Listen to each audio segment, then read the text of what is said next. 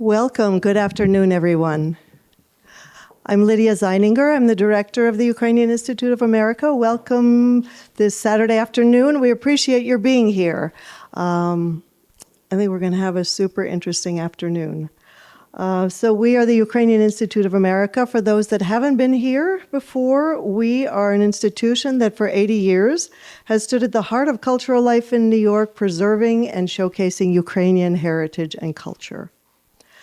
I don't want to take much of your time because we have a rich and fascinating conversation ahead. Of course, we want to leave time for everyone to get to Lincoln Center for the next screening. On the first anniversary of the full-scale invasion of Ukraine, we made a decision here that we would begin every one of our events with a collective reflection in tribute to the countless sacrifices Ukrainians continue to make, not only on the front lines, but in their everyday life, in defense of their freedom and identity through daily acts of courage and perseverance. And so I ask you to stand now and join me in a moment of silence to reflect on the sacrifices and lives lost.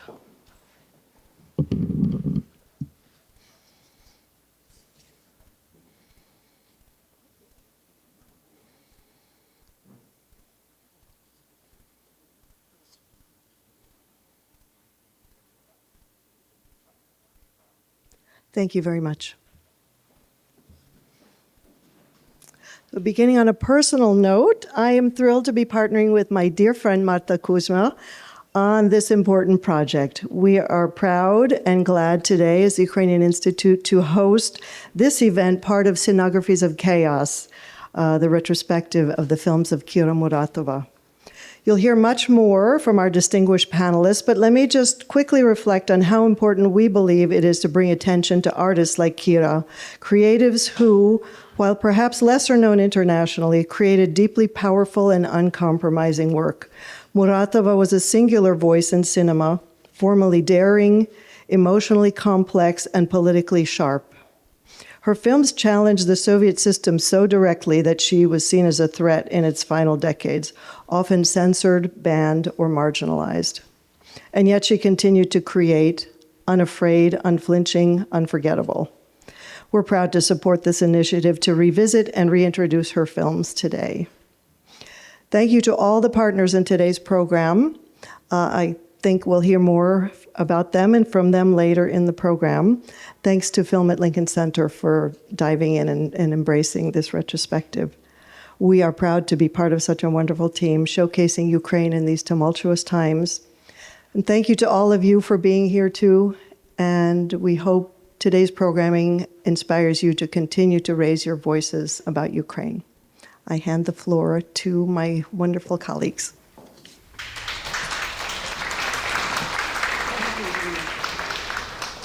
Thank you, Lida, and welcome to today's panel. I don't know how many of you were at the screening last night, but it was a jarring film of nearly 3 hours, and it was incredible to watch Kyiv Muratova's film projected in that quality and on that scale. And I really have to thank Lincoln Center and Janice for making that possibility available. In addition, I am very much and very grateful to Ivan Kozlenko, the film scholar and writer who is sitting here with me, who has really been extraordinary in putting together this most comprehensive screening of Kyiv Muratova's work, together with Olena Honcharuk, who I will invite to the podium in a moment. My primary task, I suppose, with this project is as artistic director and chief curator of something called Faktura 10. It is a concept that I sort of thought of and reflecting on how it is possible to think of an exhibition or putting together an exhibition in and around Ukraine at the time of war. I had to give it very heavy thought about how to go about that. And I went about it from the point of view of my own position as an educator and as a curator, and understanding that that is a hybrid category and that that is not separated out as curator and educators separately. So the project in itself is a type of discursive platform with exhibitions, but nothing is separated out one from the other. And so therefore, this panel would be considered as much an exhibition project as the exhibition that will open in Lviv next month. That point of view is that during war, things stop and things get disrupted.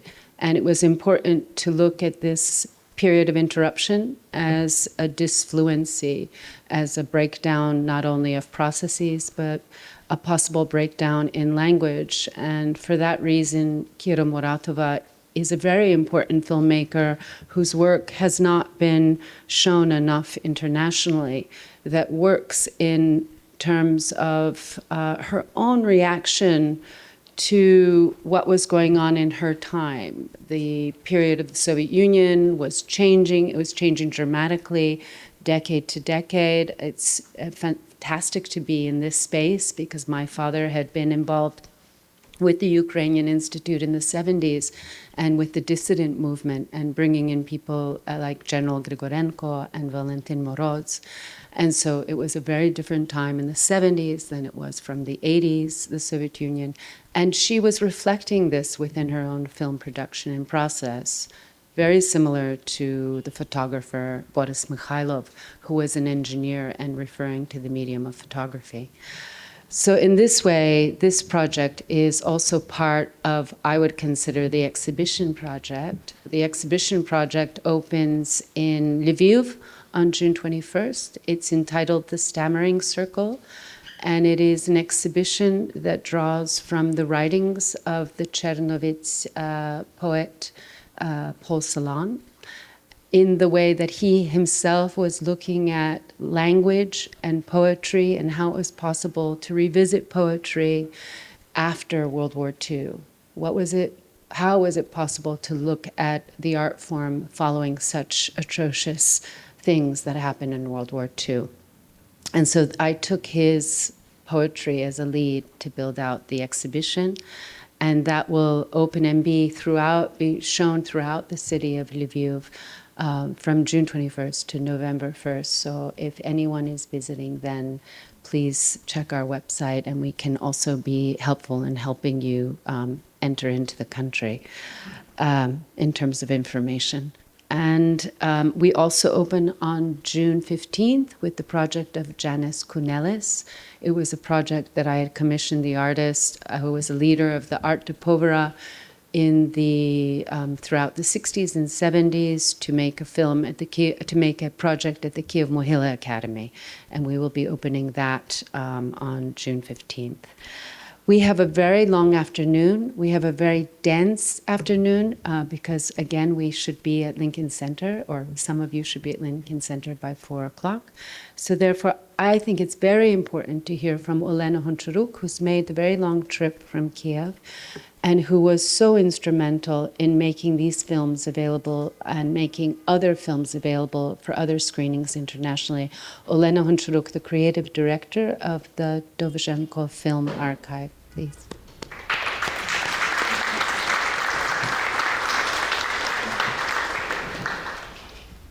Thanks, Marta. I'm really glad to be here with you. And first of all, I want to thank to everyone who made this retrospective happen. It's our partners, Ribbon and Faktura, which made a platform for this wide presentation of for Ukrainian art. And also it's about opportunity for Ukrainian culture actors to continue working, not to stop. As many of my colleagues, of my close friends, they had to go to the army, and it becomes a real challenge now to support activity in professional sphere, as war really takes a lot from everyone in this society. I'm very grateful to Ukrainian Institute in New York for welcoming us here and supporting this flame on the other end of the world. And also big thanks to Janus Films and Criterion, who made a big job to restore a half, I guess, of the program, to deliver them to the spectators. It's really a unique job, as it found it to be difficult to find originals of the films, as many of them, I guess, are preserved in Moscow in Gosfilmofond, and those materials we have, many of them have quite poor or insufficient quality, and we'd love it to have better. So Criterion did incredible work. And also it's Lincoln Center who gives us opportunity and real luxury to see a lot of films and dive into Muratova film language. And my heart is with my team, Dovzhenko Centre, who done a big job. They do it every day. They work for preservation of the archive, for promotion of Ukrainian cinema, and we are happy to have many spectators all around and in the US also. So I'll try to be short, reminding of yesterday we had a small talk after asthenic syndrome screening, and one of the visitors, they asked, what about language in this film? What language do people speak? In asthenic syndrome, as in most of Muratova, almost all of her films, actors or participants, they speak Russian. But if we tune our ears to this language, like to the melody, like to the tune, we can catch the Ukrainian phonetics, Ukrainian sounds, and they're really different how it's originally spoken in Russian and Ukrainian, but as well when originally or Ukrainian-born people who were raised in Ukrainian-speaking community start speak Russian, you can follow these sounds. So, and it's marks her like a very attentive filmmaker who were following, maybe using the environments where she was, and it's really good witness of the situation where Muratova was. That Odessa, like her native, almost second native city, it's multicultural, and it's really great that in her films you can follow these different cultures which mixed not only in Odessa but also in other Ukrainian cities. It's not a homogeneous society. Ukraine is very diverse and very open to mixing of different culture, and Muratova noticed it's maybe one of the best. This talk reminded me of a letter which, by accident, Dovzhenko Centre received in 2005. It was the same year when retrospective of Kira Muratova happened in Lincoln Center. Dovzhenko Centre addressed Gosfilmofond in Russia to return Ukrainian films which were made in Ukraine, which were produced by Ukrainians. And we got a refusal. I was not working then at Dovzhenko Centre, but since the very establishing in 1994, Center was working to collect Ukrainian film heritage under one roof, as it was very dispersed everywhere, mainly in Moscow, but also on the film studios. And it was a big year-by-year work to collect everything together in the best available quality. So we got a refusal, and Gosfilmofond said that it's impossible to return these films to Ukraine, as they belong to Russia, as Russia inherited all culture heritage of Soviet Union, and by the right of owning all these films belong to them, and they will stay there. And it's this part is inseparable of Russian culture, and it should stay there. And in postscriptum, they said that it's impossible to return as the things which can be returned, which are stolen or were lost by accident, but not this kind. So they suppose themselves to be like legal owners of this culture heritage. And unfortunately, too lately we understood and felt what does it mean, this cultural marking the territory. Unfortunately, we started this process to coming back to us and marking our territory. Coming back to Kira Muratova,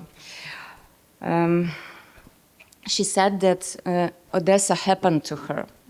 It was like her environment, and she was very thankful to this space.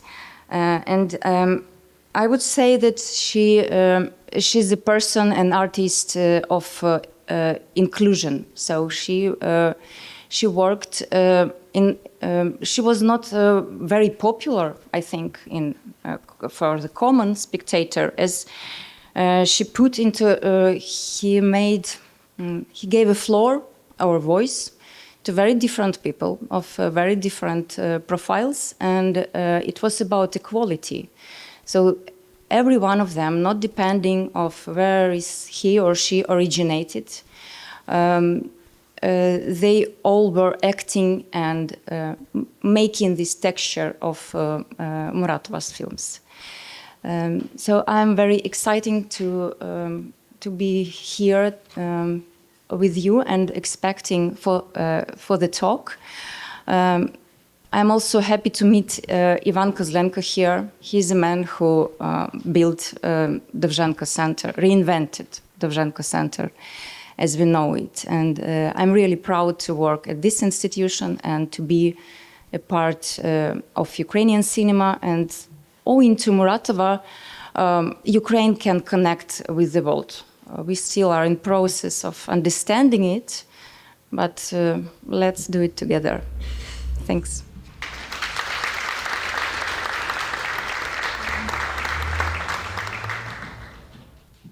Thank you, Olena, who's doing really extraordinary work in Kyiv.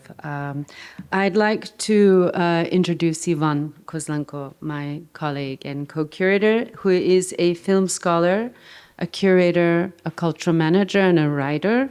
As Olena mentioned, he founded the esteemed Silent Film Festival, and he actually really did transform the Dovzhenko Centre, Ukraine's primary film archive, into a leading cultural attraction in Kyiv.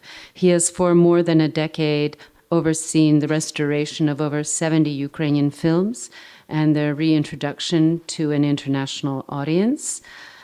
He is also the writer of a novel entitled Tangier, which was a contender for the BBC Ukrainian Book of the Year.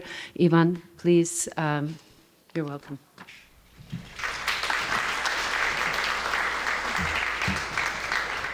Thank you. Thank you for having me, and thank you for coming. And the topic of my talk is decentering language, or decentering the Russian language. And I will be reading, of course, just to save your time and mine, energy. And but also there will be some clips from Muratova's films without subtitles. They will be shown just to give you an idea of different melodies of different languages or dialects. It's not about your understanding, it's about your, capability to catch the difference between the different Russian variations of Russian, so-called Ukrainian Russian, an Odessan language, which is also a kind of dialect of Russian language. And this is something that I'm trying to explore in my text. So, among the confusing layers of political and cultural perspective, each of which somehow diminishing the full scope of Muratova's globally distinctive voice, her identification through the locus of Odessa, the city where she spent her life, remains paradoxically perhaps the most encompassing way of looking at the director's work. Odessa, a thriving Russian multicultural metropolis and simultaneously a European trading post in the 19th century, a powerful center of Russian, Ukrainian, and Yiddish cultures in the first third of the 20th century, and a coveted prize sought by a neighbor in Romania during World War II, has faced decline over the past 50 years, transformed from a Russified center of Jewish exodus into a decaying port pushed to the cultural periphery of Ukraine. Imbued with a rich and colorful history, Odessa, the city that became the source of Muratova's surreal plots and eccentric characters, perhaps best reflects the director's confused identity. Muratova made Odessa a synecdoche of incomprehensible world in whose progress she categorically refused to believe. And here you can see, please don't take pictures, it's a very exclusive thing. This is a letter written by Muratova, please don't take picture, to Muratova's mother-in-law as she just arrived to Odessa in the summer of 1962, and she writes in this letter that I have never been to Odessa and I find everything very interesting and amusing. It turns out that Odessans speak exactly as they are usually portrayed. I thought it was an exaggeration, but it turns out it is the opposite. This characteristic southern variety of the Russian language, sprinkled with Ukrainian words and spoken with a melodic drawl, increasingly captivated Muratova in her subsequent films, eventually becoming one of the most important elements of the director's unique style. Unfortunately, these eccentric deviations from the linguistic norm remain elusive and untranslatable for foreign viewers. The language that so surprised Muratova was the so-called Odessa language, a mixture of Russian, Ukrainian, and Yiddish on a Russian linguistic substrate.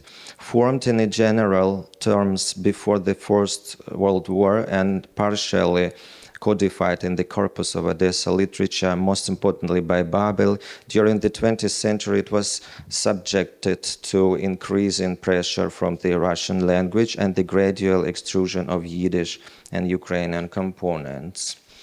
As a result of industrialization, urbanization, assimilation, and the Holocaust, the composition of the population of Odessa, which before the Second World War consisted of approximately equal parts Ukrainians, Jews, and Russians, had changed significantly by the time the Muratova arrived. Can you give me some more light, please?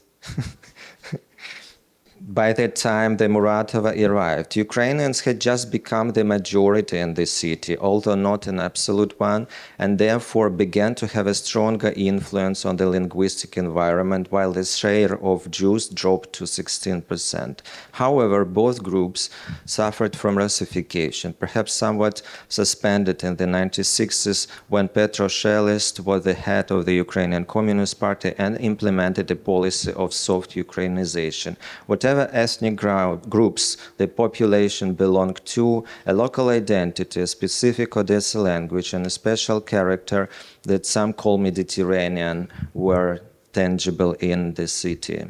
Muratova learned to listen and analyze the peculiarities of individual pronunciations, linguistic tricks, and language invariants from her geek teacher Gerasimov. Geek is Institute of Cinema in Moscow, where she studied. It was to him that she owed her ear to the unusualness of the language. Not the least role in this was perhaps played by the fact that before entering VGIG, Muratova studied philology for a year, that she professionally analyzed the peculiarities of the languages. At the time of Muratova's arrival in Odessa, the city was more Ukrainian than in the following decades, which is well documented in brief encounters and long farewells, in which random street signs in Ukrainian are visible, as are heard official announcements at the train station. In these two films, Muratova allows the Ukrainian accent and Odessa dialect into fabric of the film, thus violating the prevailing cinematic convention of usage of literature language in cinema. In Long Farewells, the main characters, Nadia's friend, the peasant Luba, and the foreman Tarasenko in brief encounters, the watchman Vasya, and the old man at the post office in Long Farewells all speak with Ukrainian accent, while the old new resident in brief encounters and Sasha's friend Pavlik in Long Farewells speak with Odessa accent, and we will hear it now. So let's start with the Ukrainian dialect that the Luba speaks in this clip. Слышь, он подходит ко мне и говорит, это неправда, они же найти мне нет. Но с ними разговаривать не стал. Я ему говорю, как неправда? Аж там, говорю, в паспорте. Ой, ну все ты, Любка, брешешь. Брешешь, ты посмотри. Так мне он, ребята, как он мне паспорт ее показал, я хотела было разорвать, просто он ее у меня выхватил. Я вон под автобус хотела броситься, с Киева шел. Люди добрые остановили. Чего? Говорят, молодая, еще все, у тебя жизнь впереди. Ой, Люб, и все ты брешешь. Мне же твоя мать говорила, что ты замуж за него. Мать говорила, замуж выходит, чего я с тобой в город шла? Сидела бы дома. Ну, сидела. Ага, вот денег наработаю. Много-много денег наработаю. Домой. Эй, ты, подвези! Никто мне тогда и не указ. The next clip, you will clearly hear the difference between normal Russian, literature Russian, which Muratova herself speaks in the next clip, and the Ukrainian Russian, which the foreman Tarasenko speaks. Голоса зверь. Здравствуйте, хотите семечек? Здравствуйте. Ты что? Не хотелось людям портить воскресенье.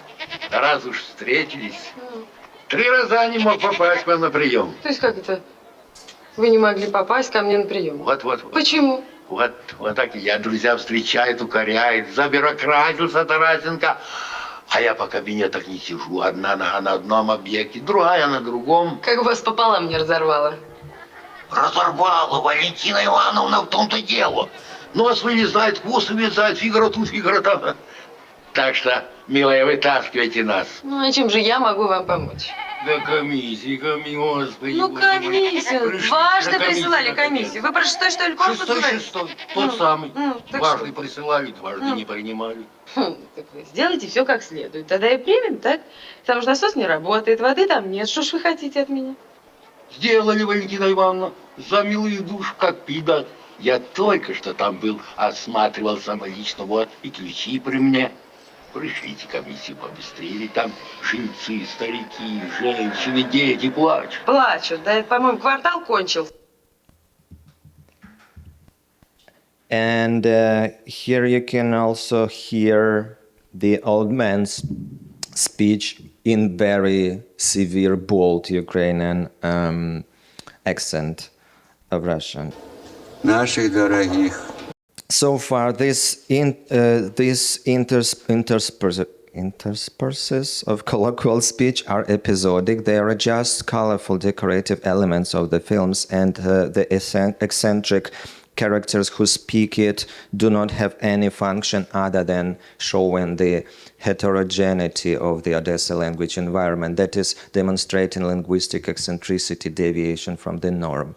In Muratova's subsequent Odessa film Among Grey Stones and Change of Fate, filmed in the 1980s, the Ukrainian accent is almost vanished. Even the eccentric characters whom Muratova abundantly introduced in the films mostly speak literary Russian. Although not the least important factor in this is the fact that both films are adaptations of literary work and are therefore, in a sense, programmed to use a normative language. This is also evidence of the removal of the Ukrainian language from the linguistic space of Odessa, which was the result of the merciless Russification policy of the Brezhnev stagnation period.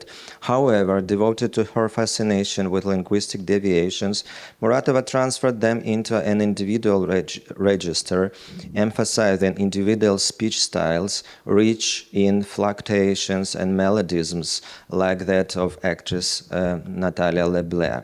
Therefore, when the USSR begins to collapse, inter-ethnic conflicts spark on its borders, and a cultural revival and official rehabilitation of the Odessa language of Ukrainian language begins in Ukraine. This is reflected in a specific way in a linguistic space of Muratova's films. In Aesthetic Syndrome, we find a whole placer not only of accents and pronunciations, but also of individual languages. Broken English as a symbol of Americanization, Romani language, Odessa, Ukrainian, and its invariants, Surzhyk, which is a mixture of Ukrainian and Russian. Languages are mixed up in the films, as are identities, and the main characters ending up in a mental institution is not accidental. The mixing of languages symbolizes the loss of robust identity. Starting with Aesthetic Syndrome, when not only censorship but also normative restrictions fell with the Soviet regime, live speech invades Muratova's films in volumes comparable to the volumes of normative literary speech. This occurs simultaneously with the growth of the role of the eccentric characters in Muratova's films, who were usually played by local non-professional actors who did not use literary language, but also means the loss of the authority of control over the language that was the Soviet state and its institutions. The normative Russian language, which was the language of totalitarian control, censorship, and absurd restrictions on creative freedom, loses its power over speakers, and Muratova brilliantly captured this, flooding the films with its various dialect forms and dismantling it, the Russian language. Therefore, starting from the 1990s, the Odessa pronunciation comes to the fore in Muratova's films, undermining the monopoly of normative Russian and becoming equivalent, if not dominant, in the linguistic space of her films. And here we can hear two clips when people speak with Yiddish accent or Odessa language, what is called the Odessa language. Сейчас ношу воду из колонки и буду носить, как вы не понимаете. Мне важно квартиру получить, чтобы в одной комнате не толкаться. Ну что вы, оформляйте, прошу вас. Я не имею где жить, а еще с детьми. Вы ж поймите, оформляйте уже. Все. I think you can sense the melody of the language and also some constructions as "Я не имею где жить," I have no place where to live at, which is not a Russian way to say that. It's very, let's say, Ukrainian, or it could be Yiddish also. I mean, the very form "I have to" or "I have no," which is not a Russian form. And also this brilliant monologue, which wasn't staged actually. It was shot accidentally, where they came to the collective apartment, collective shared flat, and the woman who was in this apartment, she saw that the television came and she started quarreling about her conditions of her life, and it wasn't staged, so it's like a free speech. Я хочу, чтобы вы зашли посмотрели, в каких мы живем условиях. В первую очередь, 3 человека ходим оправляться на ведро. Все кругом побито, поломано. Ни плита, ни другая, ни газовая, никакая. Воды нету, ничего нет. Потолки валятся. Куда ни обращаемся, никому никакого дела нету. Были 9-й на очереди. Сняли, льготов нет. Мать умерла, потому что она была покойница, как говорится, семья погибшего. Так теперь сняли, поставили 493-ми. Мы до этой очереди доживем, а мама умерла, 363 рубля за холодильник не уплатила, значит, он, наследник, платить надо. Где же правда, где логика? Кому обращаться? Что делать? Вы только приходите сюда и травите, вышли, зашли, записали и ушли себе дальше. А как жить? It's a very bold Odessa accent or Odessa language. So hence Muratova employs a daring mixture of different linguistic registers. The old-fashioned style in the film tuner, obscene language and profanities never used before in Soviet cinema and appearing in the Stanek syndrome for the first time, various speech modalities like accents, the hybrid Ukrainian-Russian pidgin of Surjik, dialects, bureaucraties in sentimental policemen, professional jargon in film passions, and individual manners of speech, such as high falsetto voice of Odessa amateur actors Alexandra Svenska and Filip Panov, Renata Litvinova's affected enunciation, Uta Kilter's heavily modulated delivery. Sometimes language becomes completely exotic, like as Church Slavonic language in Chekhov's motifs. Sometimes speech is impaired, a stammer, a lisp, a burr. Treating different linguistic and speech modalities as equal, Muratova decentralized the imperial Russian language through its symbolic local appropriation, resorting to the deformation of normative structures. Polyglossia of Muratova's films, with their overlapping linguistic layers and the clash of standard literary language with its vernacular varieties, creates a peculiar tension that sometimes replaces the dramatic one. It also imbues films with a specific realism by demonstrating how odd the standardized literary language typically used in cinema really is. Linguistic shifts and rapid changes between registers challenge and confound viewers, briefly disrupting their attempts and at analyzing what they see, and thus generate a feeling of absurdity and comicality. From the 1990s on, Muratova had mostly relied on local Odessa actors, mimes from the acting group Maski, who speak in colorful variants of local dialects. The decentralization of the Russian language thus occurs not only at the level of dissolving it in dialects, but also by means of its individualization through plasticity, linguistic transgression into corporality. Thus, Renata Litvinova, with her subtly individualized speech and mannerisms, becomes a pervasive figure in Muratova's subsequent films. The same role of the attenuation of speech through its grounding in corporality is assigned to Natalia Buськo and the Odessa performer Uta Kilter, who worked in the field of body plasticity. This is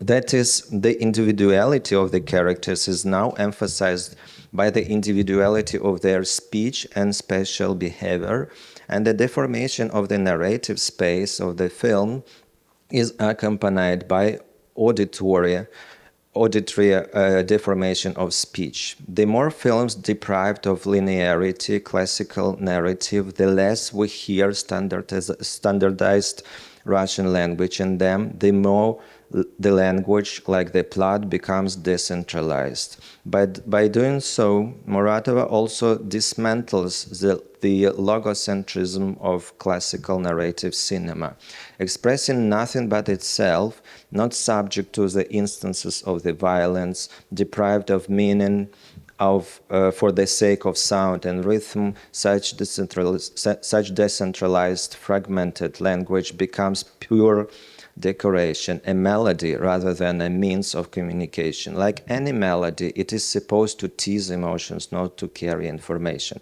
In her last film, Internal Homecoming, Muratova assigns her favorite episodic characters with a peculiar Odessa accent, Natalia Busko and Uta Kilter, with full-blooded roles of the main characters on a par with the classic Russian theatrical actors Tabakov and Alla Demidova. Thus, in the context of the film's characters' multiglossia, the classic theatrical pronunciation of professional actors looks as much a deviation as the various accents of the Odessa actors. Here, there is no longer a standard of the Russian language. It is finally disempowered and reduced to this status of one of the ordinary forms of speech on a par with the local colloquial invariants.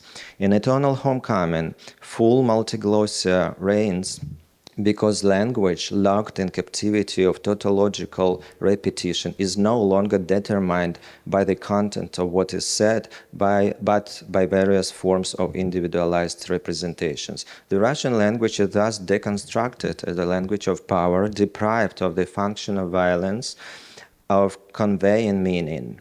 Meaningless speech without rules and norms becomes both an expression of the absolute absurdity of the existence and the highest form of freedom. In Eternal Homecoming, Muratova also encodes an intimate memory of her multilingual childhood. Born in Soroki, in Bessarabia, a colorful region of a vast mixture of languages and dialects, in her last self-reflexive film, Testament, Eternal Homecoming, she mentally returns to her sources, to her childhood. The very last thing we hear in the film is a romance ballad called My Bessarabia, performed by Petro Leschenko. Like Muratova, a Bessarabian with a fluid, elusive identity, an ethnic Ukrainian with a Romanian passport who became famous in the region in the interwar period thanks to his performance of Russian ballads and romances with a strong Ukrainian accent. And such a choice of the final point in her 50-year-long film career cannot be accidental. Thank you.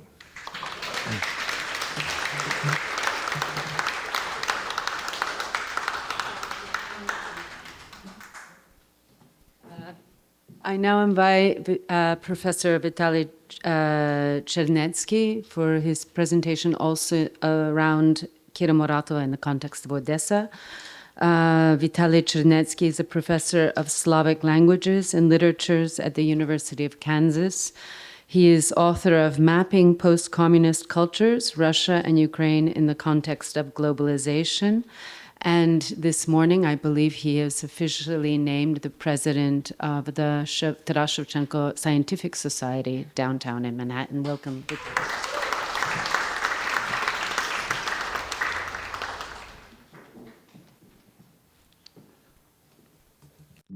Thank you so much, Marta, for the invitation and for the chance to participate here.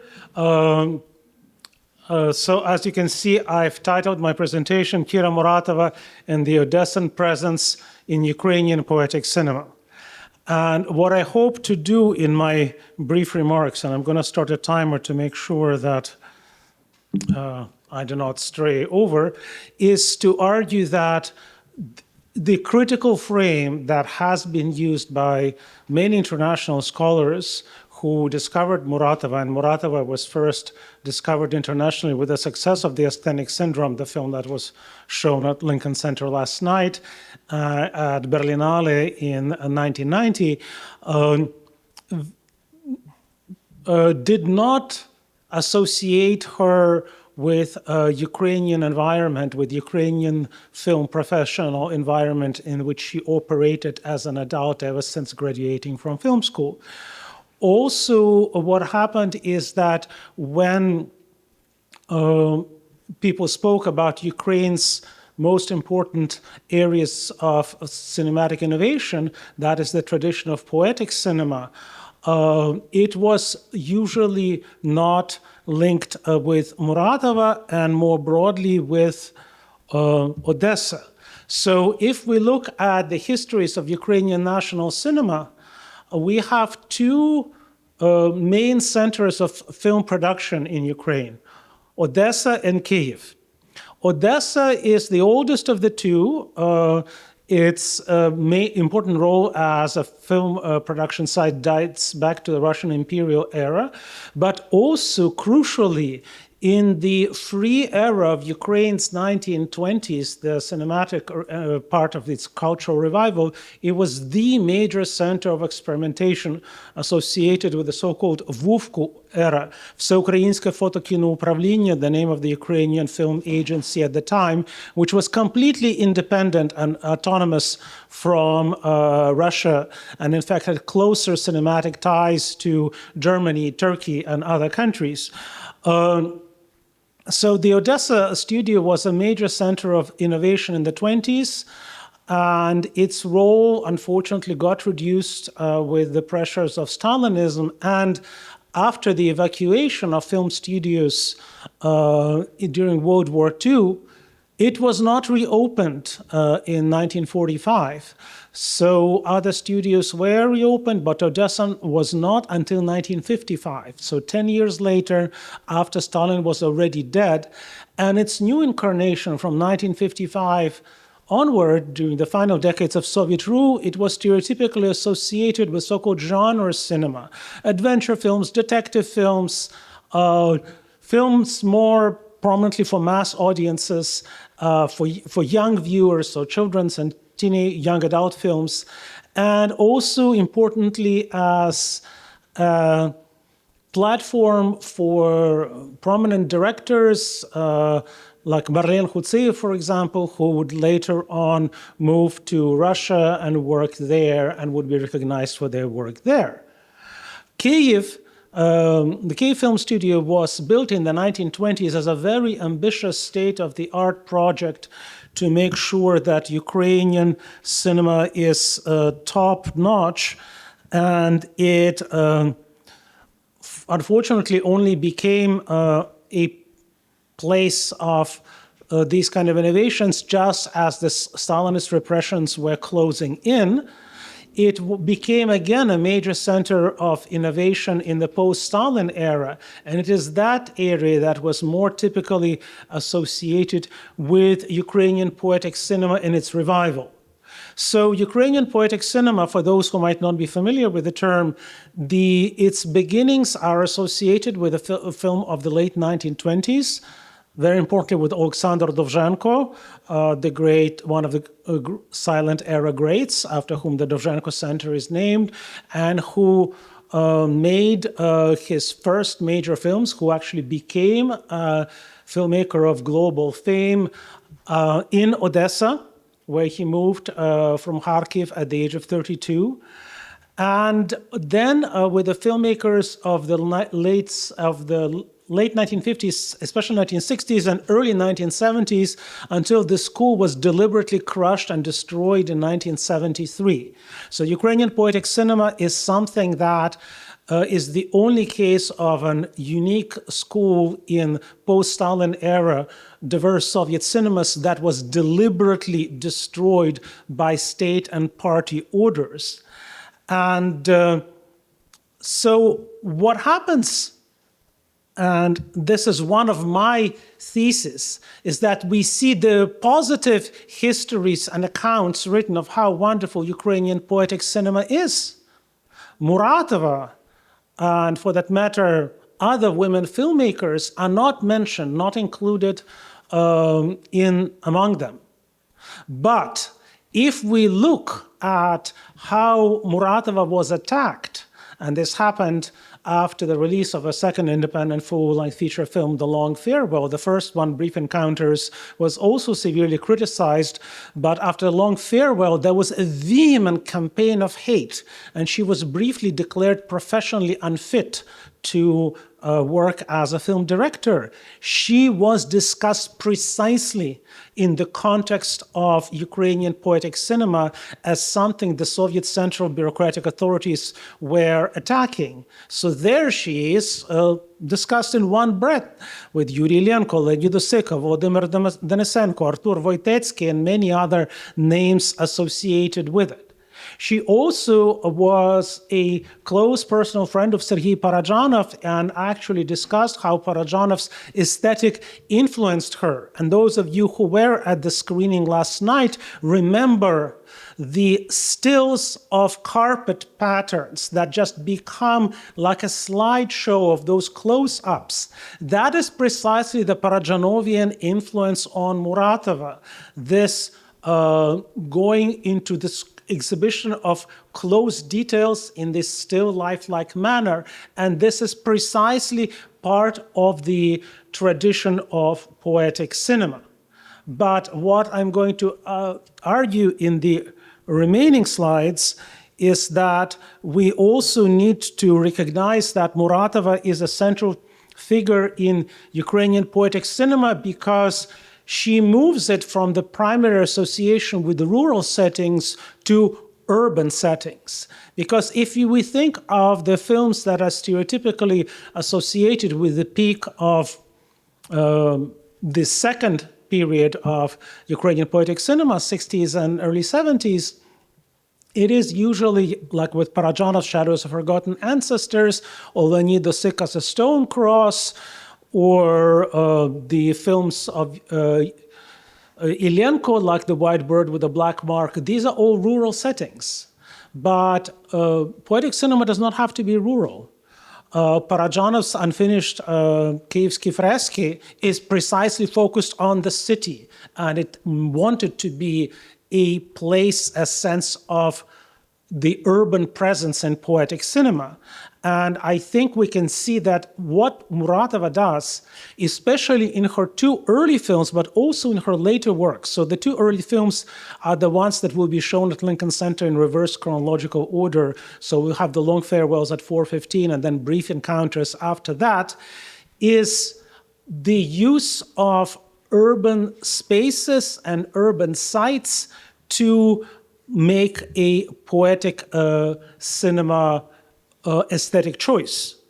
And if we speak of poetic cinema, it's a cinema that deprivileges the narrative. It is the cinema that uses visual rhymes, that creates unexpected perspectives, that when narrative is subdued to be almost, inconsistent or deliberately broken. And the fragmented structure of the scenic syndrome is an example of that extremely fragmented, de-narrativized progression of a film. So what is important, and here we have 3 stills from Long Farewells, is that Muratova becomes an inspired poet of the city through unglamorous marginal spaces. So she does not give us touristy Odessa, but she gives us very authentic Odessa through showing urban outskirts, through showing residential architecture from the 19th, early 20th century, through showing cemetery spaces. We saw the cemetery yesterday. You will see the cemetery again in Long Farewells. And seaside, but not in a glamorous, but off-season, and emphatically de-glamorized way. What is also very important, and this is something unfortunately I do not have a slide for, but believe me, you will see that, both in Long Farewells and Brief Encounters, is Muratova's infatuation with still lives, with still life composition. There is a very good chapter on Muratova in the work of the film scholar Lida Ukaderova, who teaches at Rice University in Texas.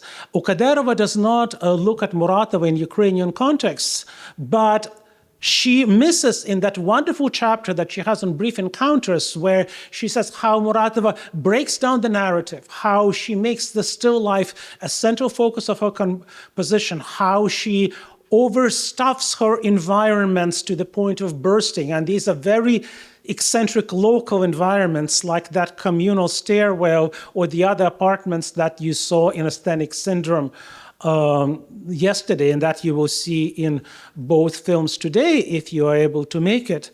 Those are also hallmarks of poetic cinema approaches. The focus on the space, the flat plane of the visuality, the removal of the narrative, the subversion of the composition, where at the end of Brief Encounters, Nadia removes an orange, and we have an unbalanced still life while the wonderful music of Oleh Korovaichuk plays the closing credits. So this is a cinema that, like the rest of Ukrainian poetic cinema, engages with grotesque in a poetic way. This is something that Osika was very much attacked for in A Stone Cross, that there is too much of the aesthetics of the horror, that why is he showing these monstrous people as village musicians? And these were actual itinerant village wedding and funeral musicians that he filmed. So just like Muratova, who had found actors with unique visual and auditory characteristics, and you will see lots of them being absolutely wonderful on screen and unself-conscious. That is something that also links her with a lot of Ukrainian poetic cinema of the time. And she steps away from that into a more narrative traditional space later on, but I would argue that we have a return of those spaces very much in some of her later films. And we saw some of the clear elements of poetic cinema and aesthetic syndrome, even though it has never, to my knowledge, been looked at in that way.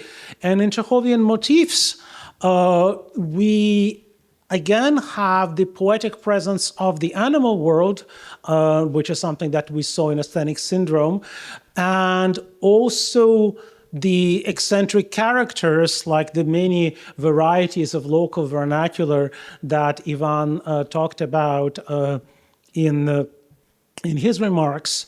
But we also have these spaces. The outskirts return.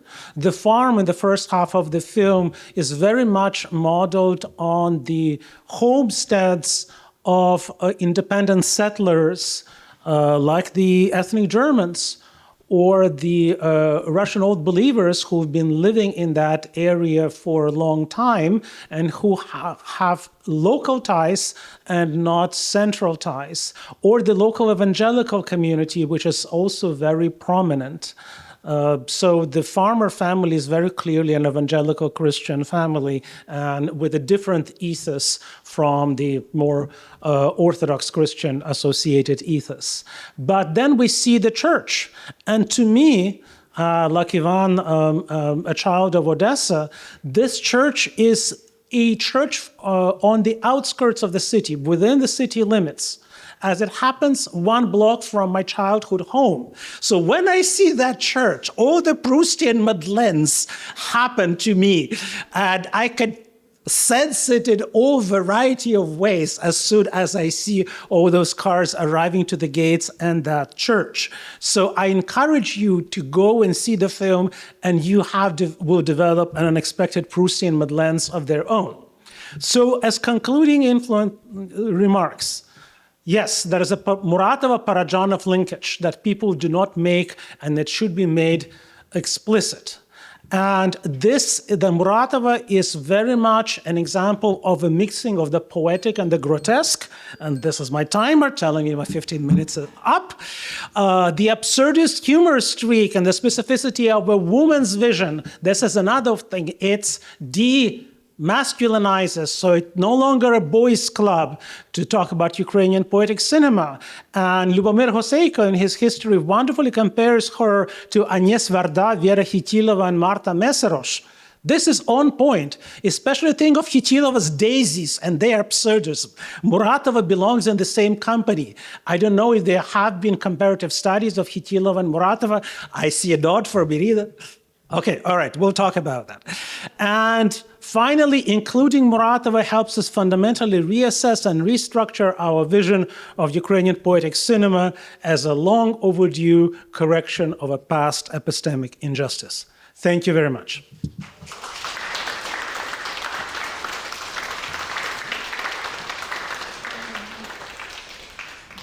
Thank you, Vitaly. I love the phone. Thank you for helping me out there. And now I'd like to introduce Irina Shulsky, who is the publishing director of Apparatus, Film, Media, and Digital Cultures in Central and Eastern Europe. She joins us here from Germany and to actually speak about the body in Muratova. Thank you.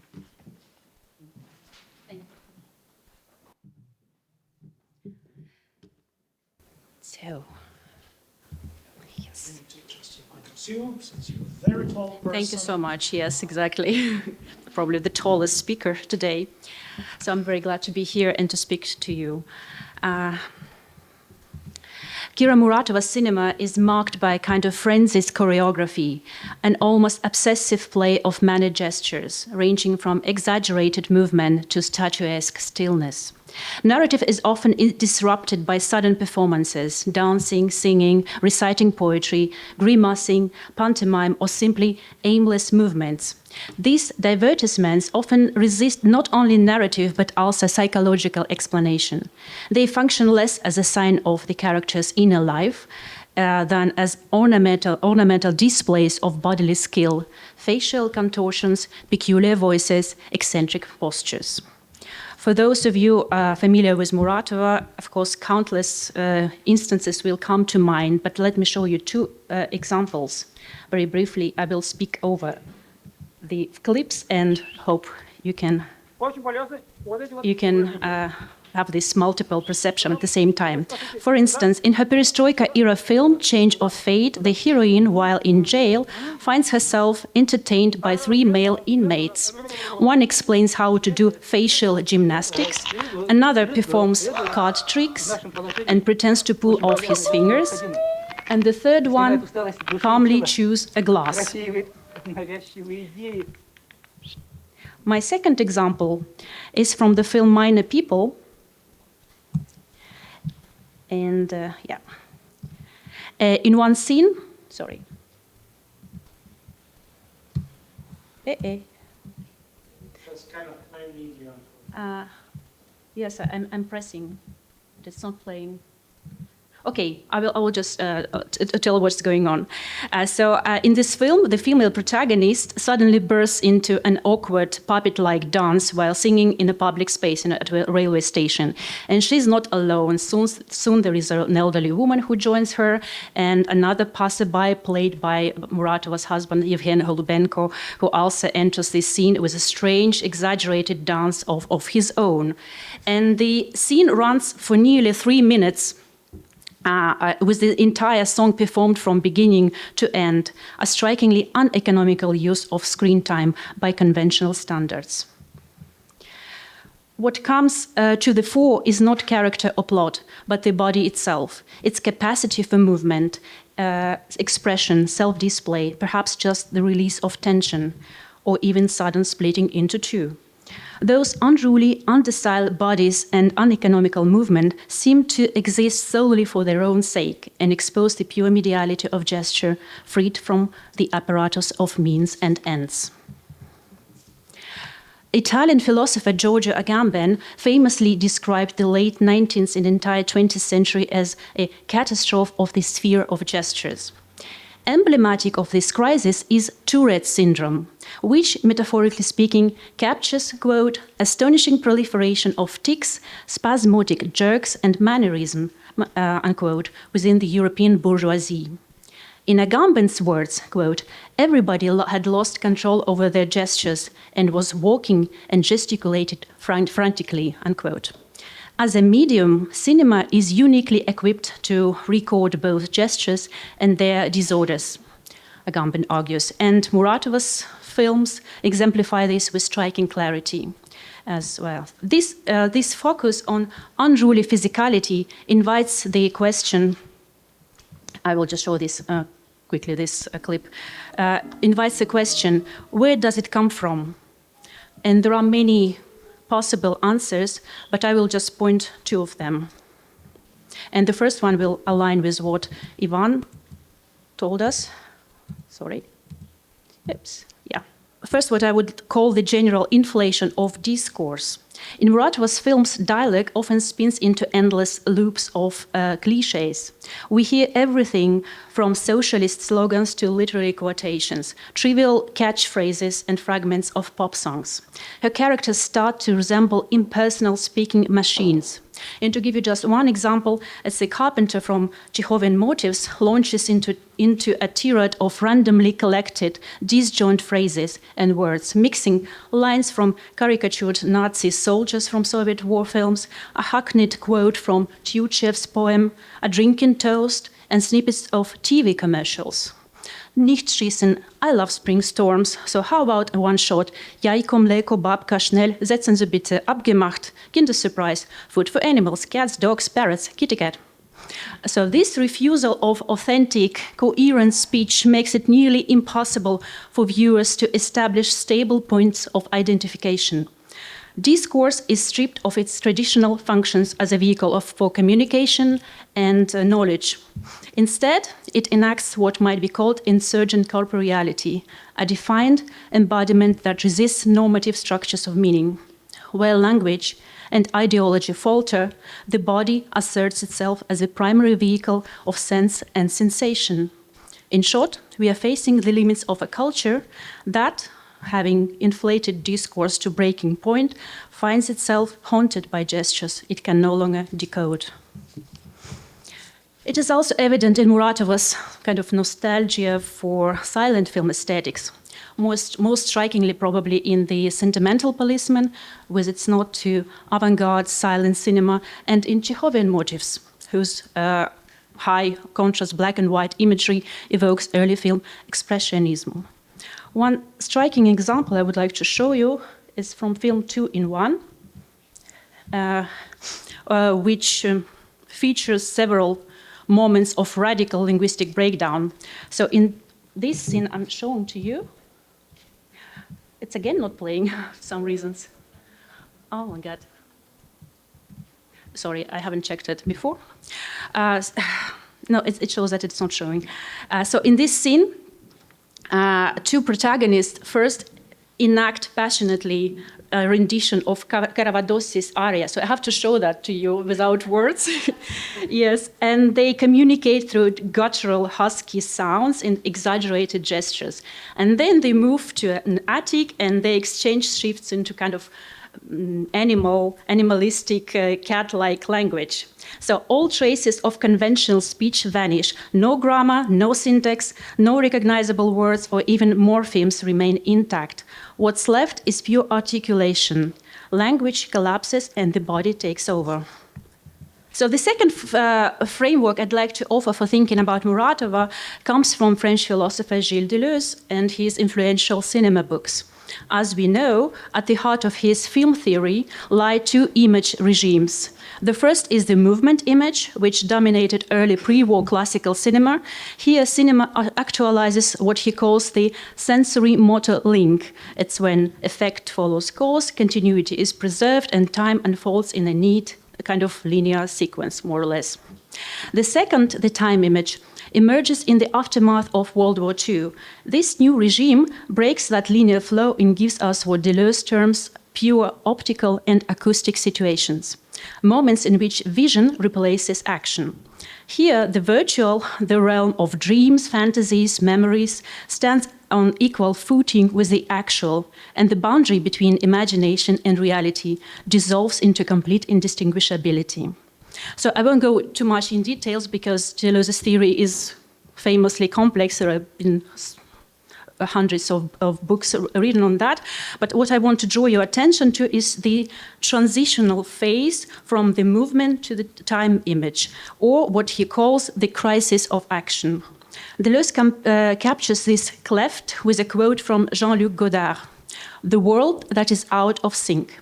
That phrase, of course, echoes Shakespeare's Hamlet, "The time is out of joint," a line that conveys metaphorical and historical fracture through the image of physical injury. This visceral metaphor of time as a bone slipped from its socket describes the breakdown of what he calls the sensory-motor link. A classic example is Hitchcock's Rear Window, where the protagonist's broken leg traps him in a kind of voyeuristic position, and he sees but cannot act. Deleuze identifies several symptoms of this crisis of action, beginning with the rise of dispersive situations where the links between characters and events become weak. Films are populated by numerous characters. The distinction between main and supporting roles loses significance. Dialogues appear at random, and narratives unfold as a series of short, often independent and seemingly aleatory plot lines with no central intrigue. The action turns into aimless strolls in any spaces whatever, so mainly some disused urban settings. In this world, coherence is no longer provided by narrative, but by floating cliches, sound bites, visual slogans, faits divers, and media fragments. So it all sounds pretty much like Muratova. While for Deleuze, this crisis of action signals a specific historical shift, in Muratova's films, that crisis seems to never pass. It becomes a compulsive, ongoing condition she repeatedly stages rather than a one-time rupture. It is manifested on every level, from her non-professional actors' mannerisms and sonic dissonance to fragmented editing, narrative loops, and obsessive repetitions. Often Muratova, by the way, problematizes action by physically disabling her characters. They are encased in plaster, where there is a driver with a prosthetic foot, two one-handed handymen, a protagonist collapsing because of his medical condition and the asthenic syndrome, then a wheelchair-bound man eventually killed by a child. So this alone, from the outset, undermines the idea of intentional, effective action. So back to Deleuze. I hope it will play now. Yeah, it's playing. As cinema turns away from narrative-driven action and the body becomes a privileged site of affect and suffering or transformation, it's often exposed to forces it cannot control. Deleuze speaks of the attitudes and postures of the body, its states and sensations, movements and displacements, appearances and disappearances, whether it's in everyday routines and ritual ceremonies or in moments of waiting. The cinema of the body marks a shift from purposeful movement to embodied experience and plays a central role in Deleuze's rethinking of cinematic modernity.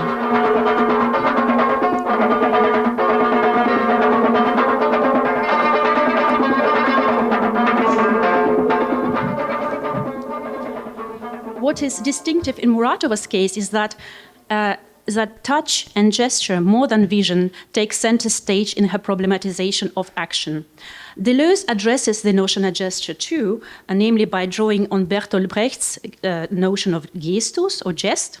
He understands jest as a knot or linking of bodily attitudes and postures and their imperceptible passage from one to another.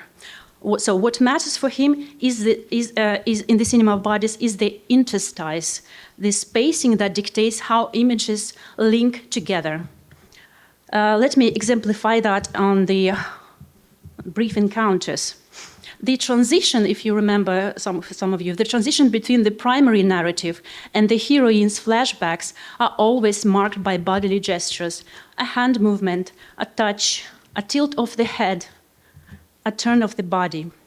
And as the film progresses, these in-between images grow longer, more pronounced, and more physically palpable, quite in tune with what the cinema of the body produces, according to Deleuze, namely making the frontier visible. In Muratova's later films, gestures and body movements often lose their narrative justification, becoming extended ornamental sequences and divertissements. Sometimes such gestural performances even open a film, like in The Sentimental Policeman or in The Asthenic Syndrome. Oh, it's not even shown here. Sorry, there were images there. I don't know why they disappeared here. Or in the Asthenic Syndrome, when the collapse of the main protagonist, bodily collapse, triggers a kind of vision of naked bodies staged in like living sculptures. To sum up, I'm summing up. So my approach to Muratova foregrounds, to have aesthetics foregrounds pre-symbolic, non-canonical, and often overlooked or elusive elements of cinematic imagery, which I term gesture, drawing on Agamben, and who, of course, himself influenced by Aby Warburg and Gilles Deleuze, argued that we core of cinema lies not in the image, but in the gesture. This is a cinema in which gesture supersedes language and bodily excess disrupts narrative continuity. Such gestures may also function as acts of freedom and resistance against ideological, political, and other constraints. Muratova is not alone in this gestural poetics.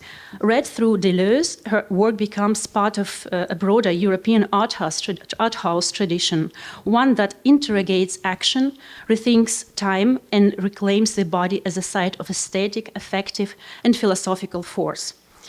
Last but not least, and I would like to reconnect to the previous speakers, Muratova's gestural aesthetics might also reflect deeply internalized aspects of Ukrainian cultural traditions. So Ukrainian scholar Anastasia Kanivets highlights, recently 2025, highlights precisely this underexplored dimension when she notes, but far fewer, she meant scholars, us, but far fewer ask where the very baroqueness, ornamentality, and grotesqueness of Muratova's style, which so intrigues us, actually originates from. And of course, they never think of to look for those roots in Ukrainian culture. Thank you for your attention.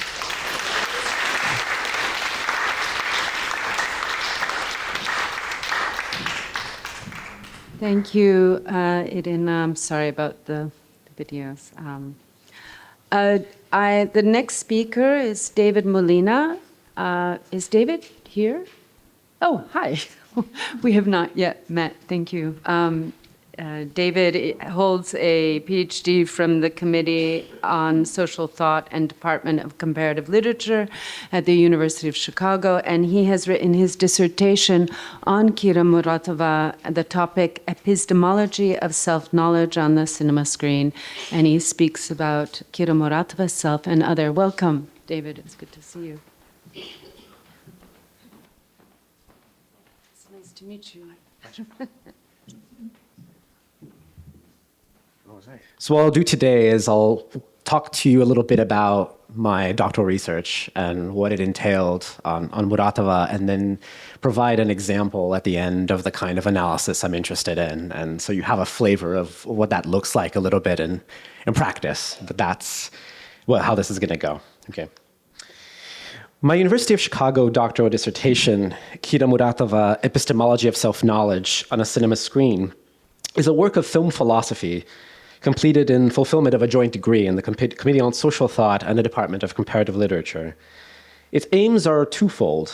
On the one hand, it explores cinema's contribution to disciplinary philosophy by investigating the ways in which the filmic work of Kira Muratova sheds light on the logic that underlies intersubjective failures in understanding of self and other. The work is committed to the claim that Muratova's cinema encourages knowledge of ourselves as it deconstructs, thematizes, and otherwise dissects the struggle for mutual interpretability in intersubjective interactions.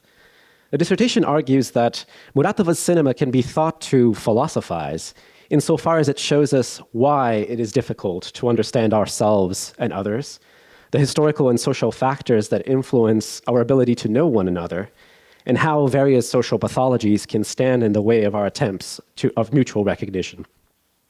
Muratova's cinema, I claim, is particularly suitable for such film philosophical approach, insofar as her plots often explore situations of intersubjective blindness, objectification, self-opacity, and deceit.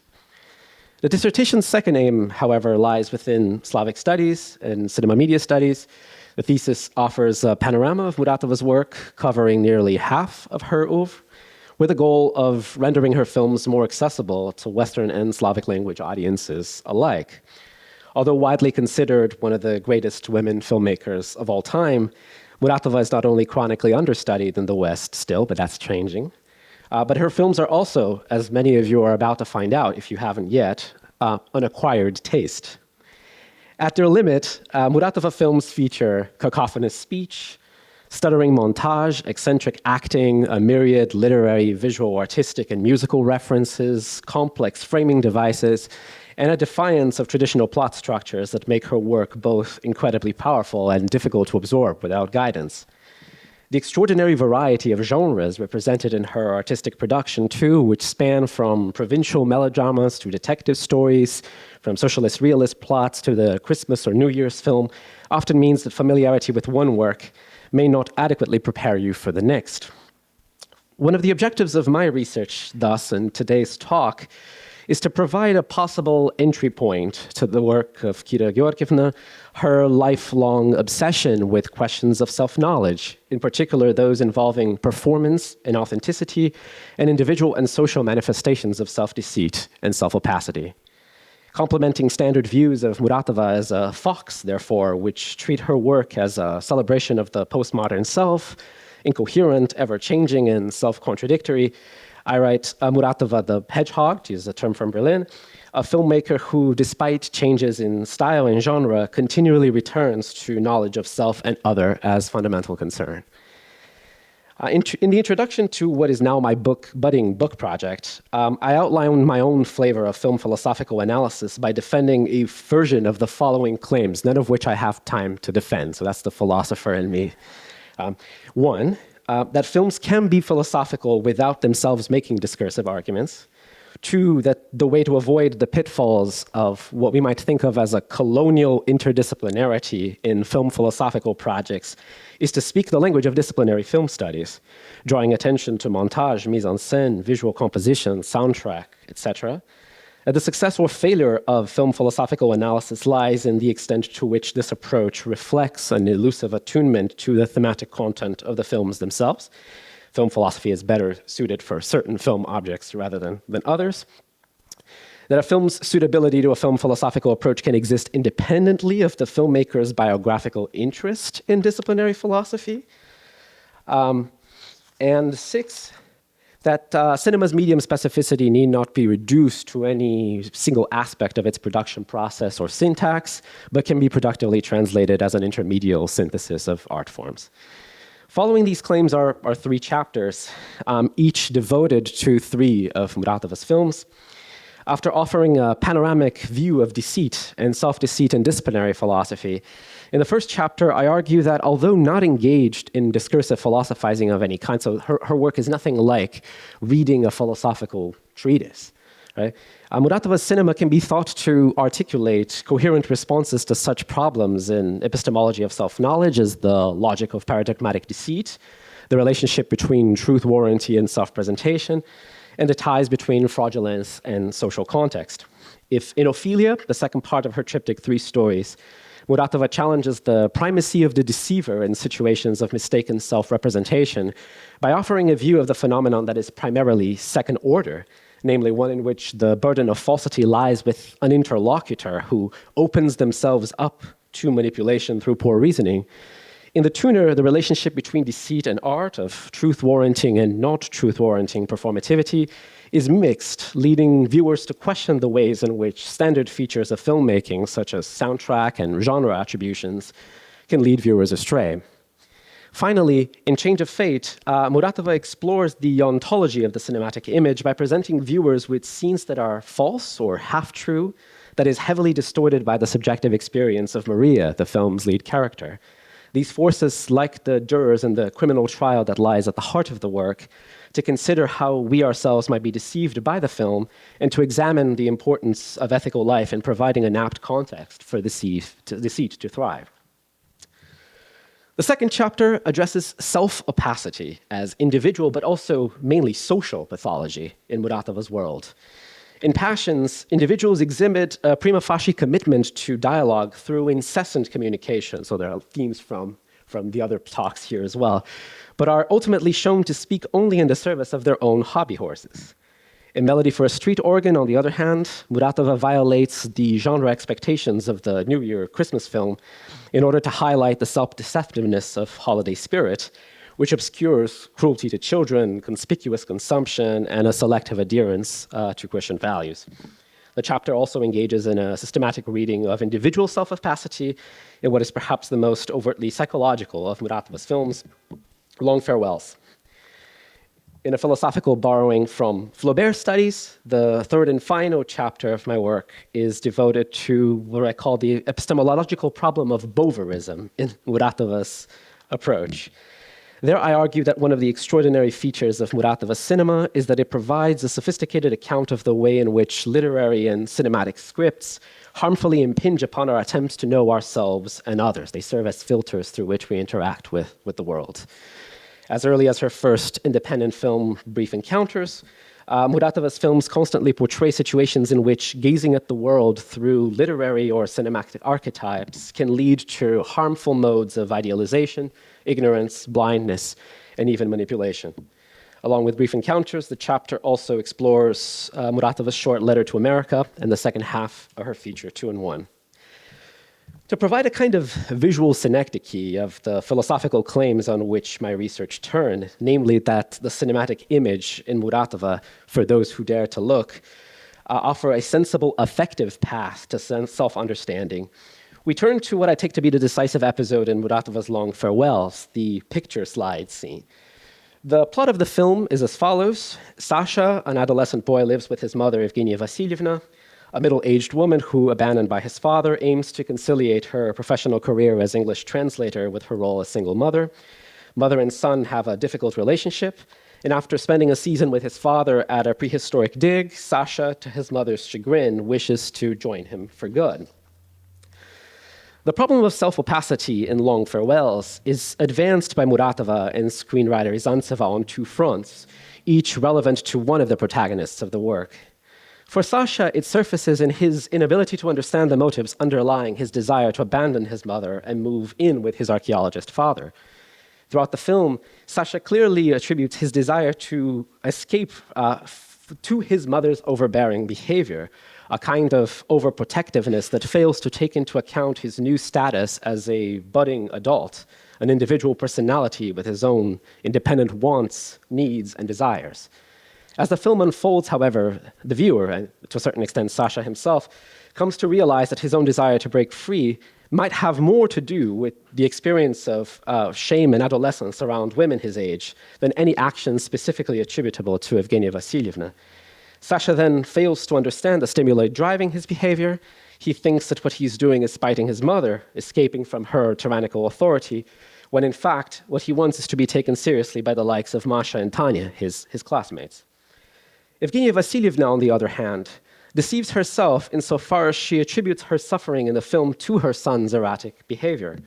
Concern for the son, she believes, is responsible for her own sabotaging of her budding romance with Nikolai Sergeyevich, whereas in fact, underlying her own successive overreactions to Sasha's desire to leave, walking after him after school, intercepting his written communication, is the not yet processed trauma of abandonment by his father so many years ago. The absent presence of Sasha's father, thus, is the cog around which Evgenia Vasilievna's behavior turns, something she comes to understand in the episode we're about to watch. Present absence in Evgenia's life, it is her own self that is missing from the photograph.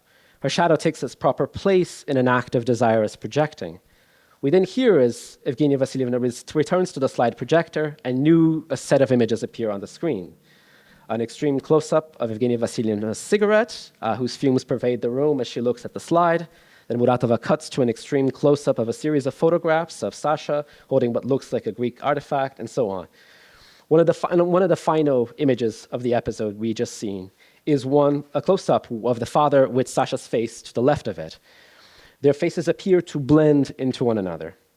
Evgenia Vasilievna flips through one more photograph until she returns to the starting position, the image of Sasha and the father standing side by side, and at that moment, Sasha himself, flesh and bone, walks through the door, or rather walks into the apartment through his own projected image. Right, so that's the episode we just watched. This is a fundamental turning point in Long Farewells.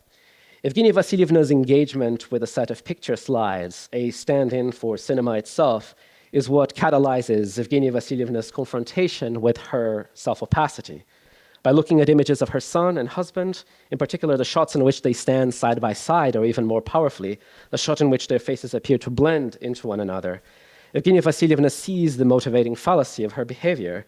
It is not the son's inexplicable conduct, his teenage rebelliousness, that is causing her so much trouble.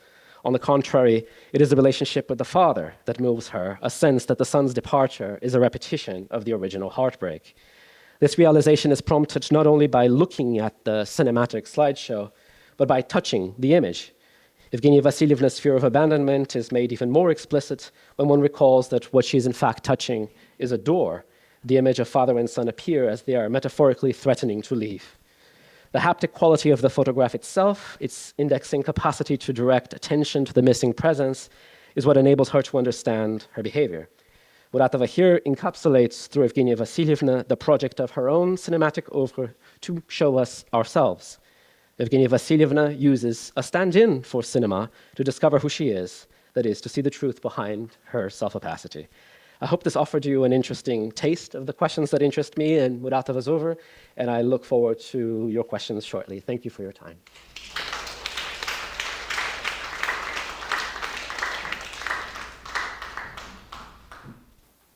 Thank you, David. And now further on the topic of the long farewell, I'd like to introduce Victoria Parenyuk, who is a lecturer in the Department of Film and Screen Studies at Pace University, and who has a monograph, Cinema of Sincerity, Soviet Films and Culture During the Thaw, which is forthcoming in 2025. Welcome, Victoria.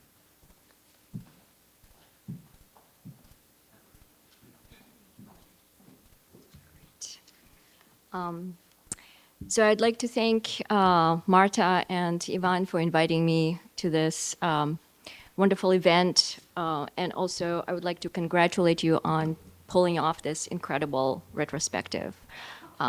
It's such a treat, very important too.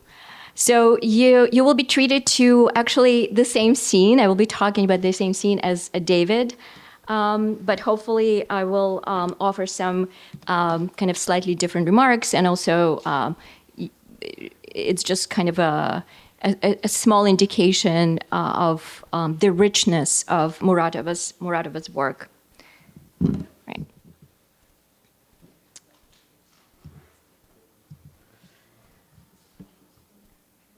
So Muratova famously did not like to give interviews, but she gave a lot of them, right? There's so many of them out there.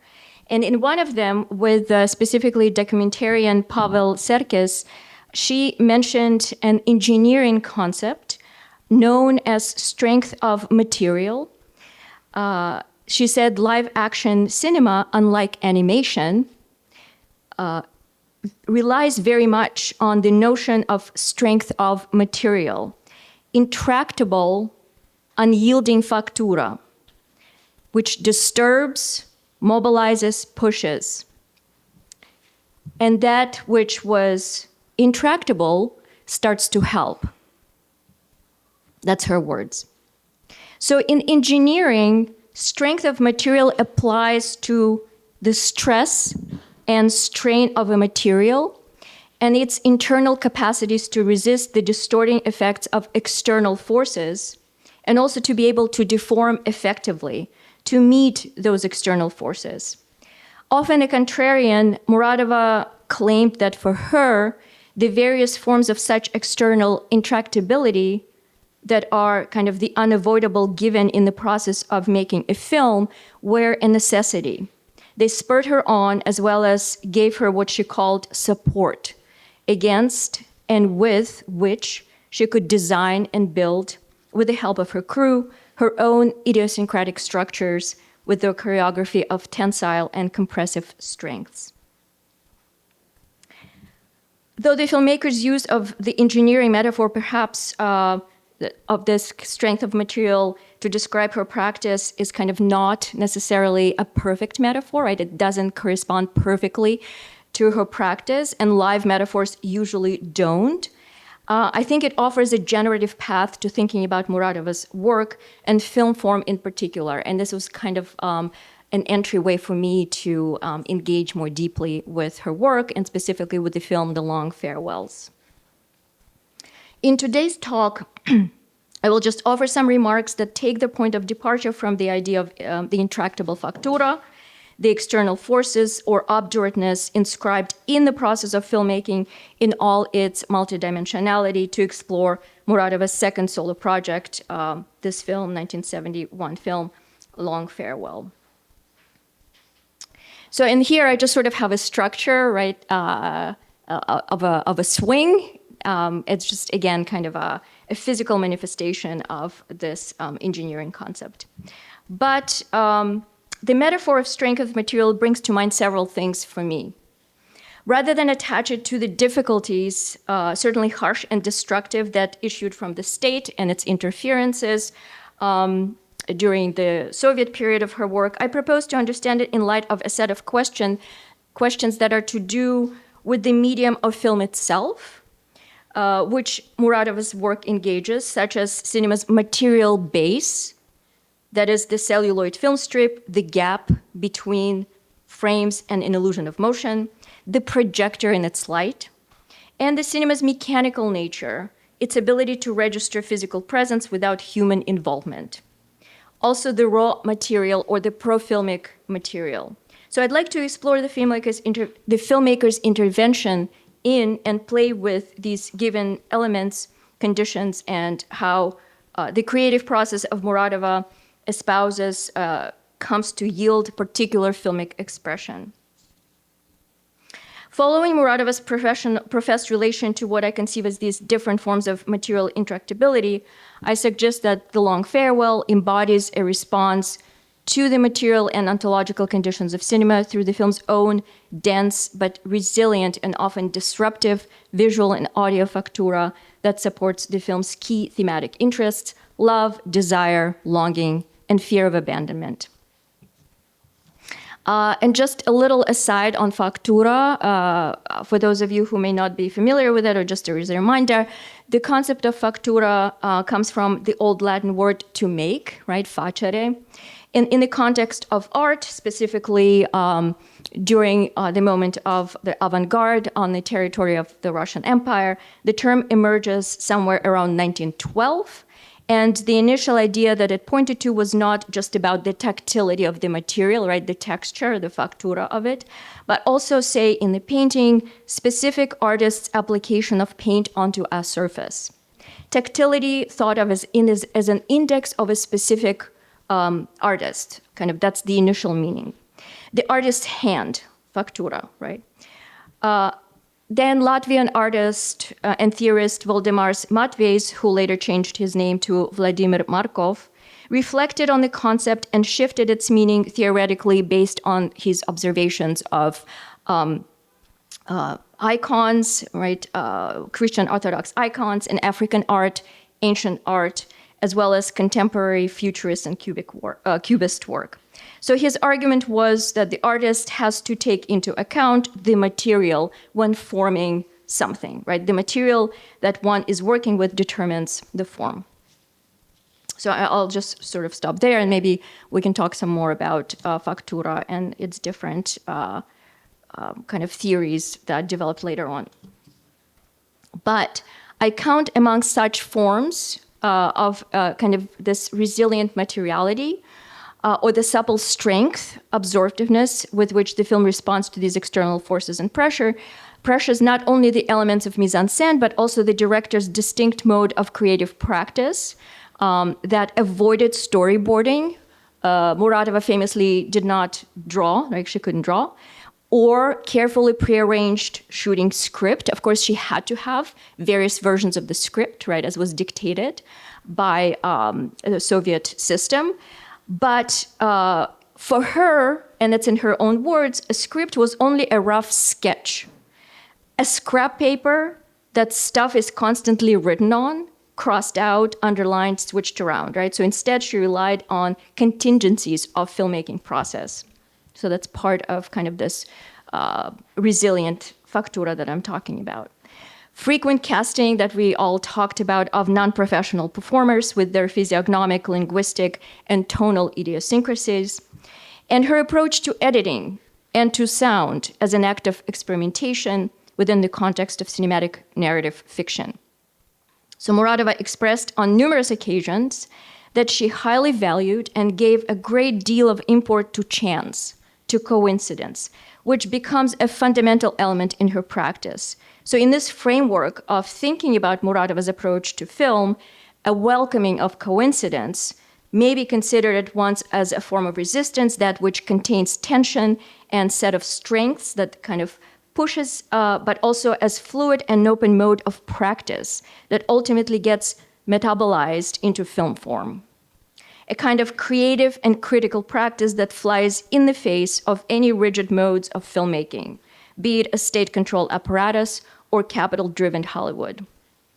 The resulting form is not smooth, hidden, subservient. On the contrary, it is distinguished by an audiovisual factura that's highly textured, sensual, disharmonious, or I really liked Marta's word, disfluent, dynamic, that can be felt, that in Eugenie Zvonkin's description stutters, right, or stammers.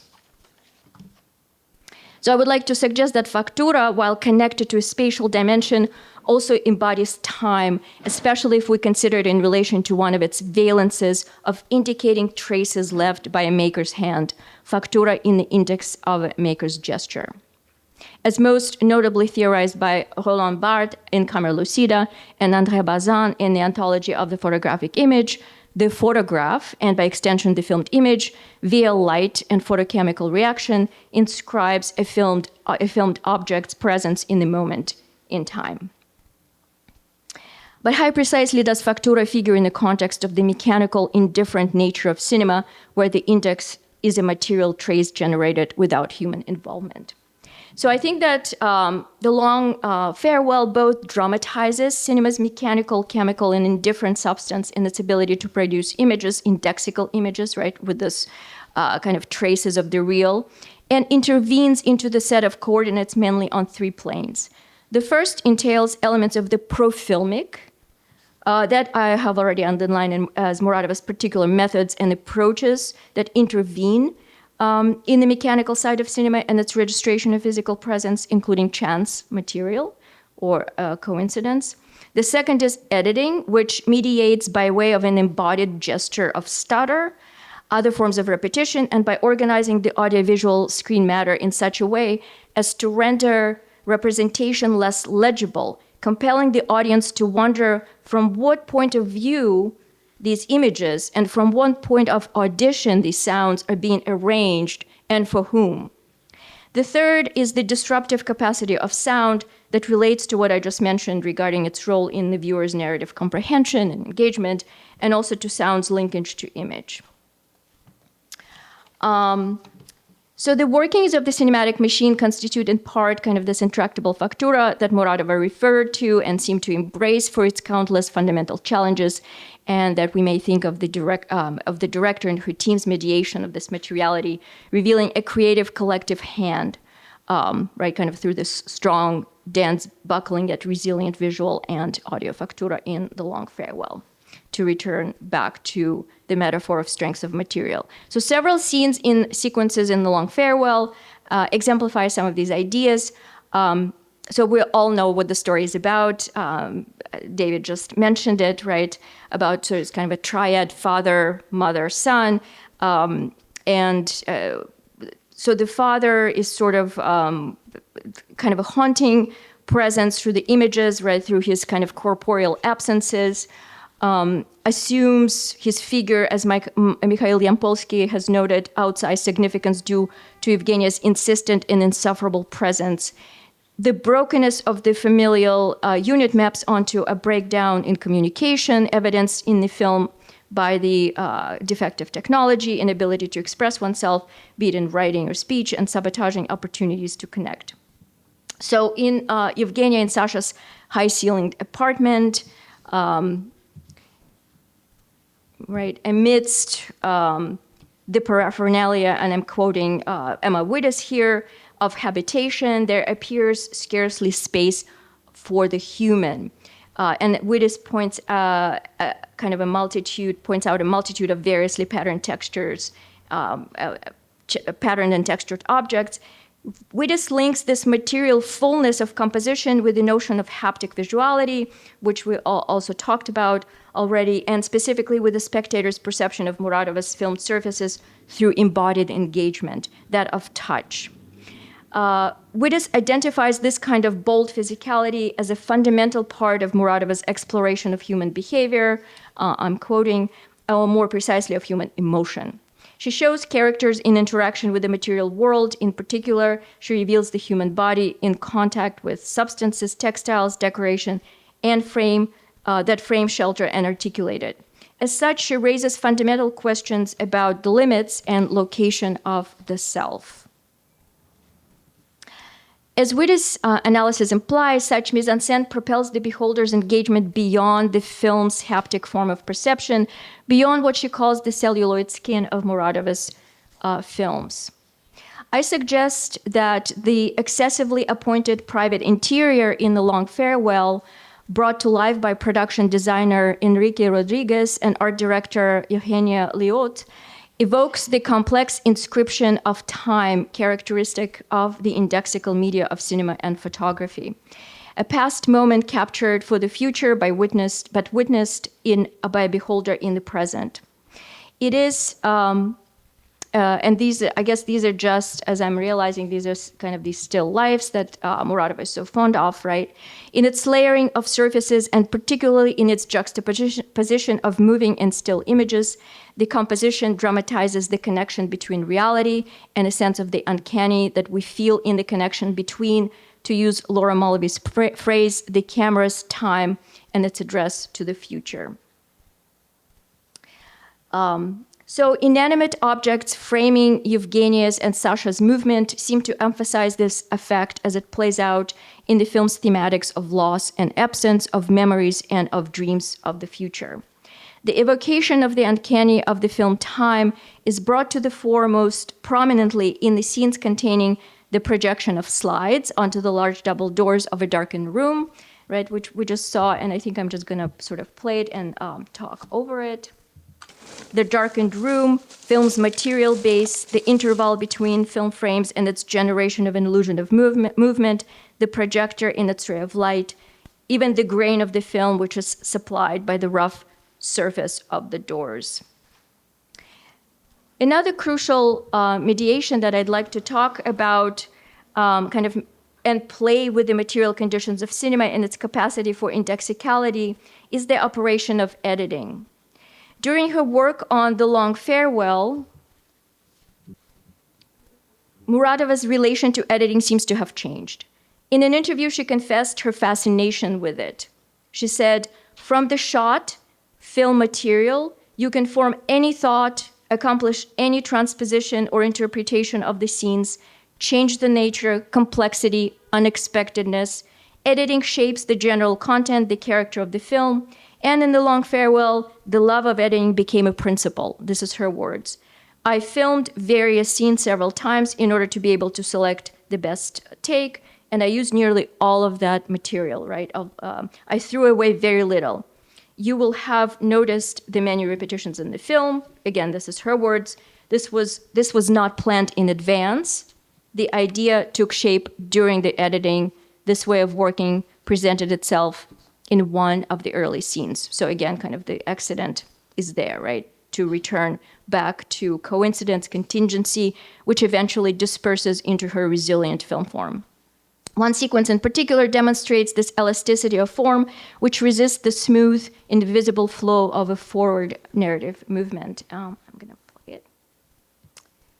So during gym class, of the temporal flow through the repetitive performance of the cut, emphasizing precisely because of the repetition, the relentless movement of cinema and narrative fiction, as well as the impossibility of stopping time. Or perhaps it was the chaos that she feared. Moreover, the cut signifies a trace left by the maker's gesture. It's an embodied action of the editor who cut a film workprint on an editing table, probably a flatbed. Muratova and her editor, Valentina Olinik. Muratova noted about playing with a shot film. that, quote, sometimes we would destroy the footage to the point of having to order a new copy because they were, cutting and splicing kind of hunched over the film. Again, in a kind of this very, it's a very, physically pretty demanding work. We can say that editing intervenes in the indexical and mechanically created fabric of the photographic image through the embodied gesture of the filmmaker.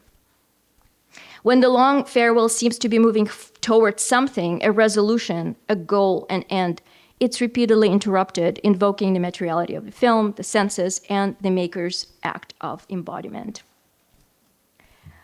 This sequence is accompanied by silence, an acoustic condition that in the hearing normative context does not exist.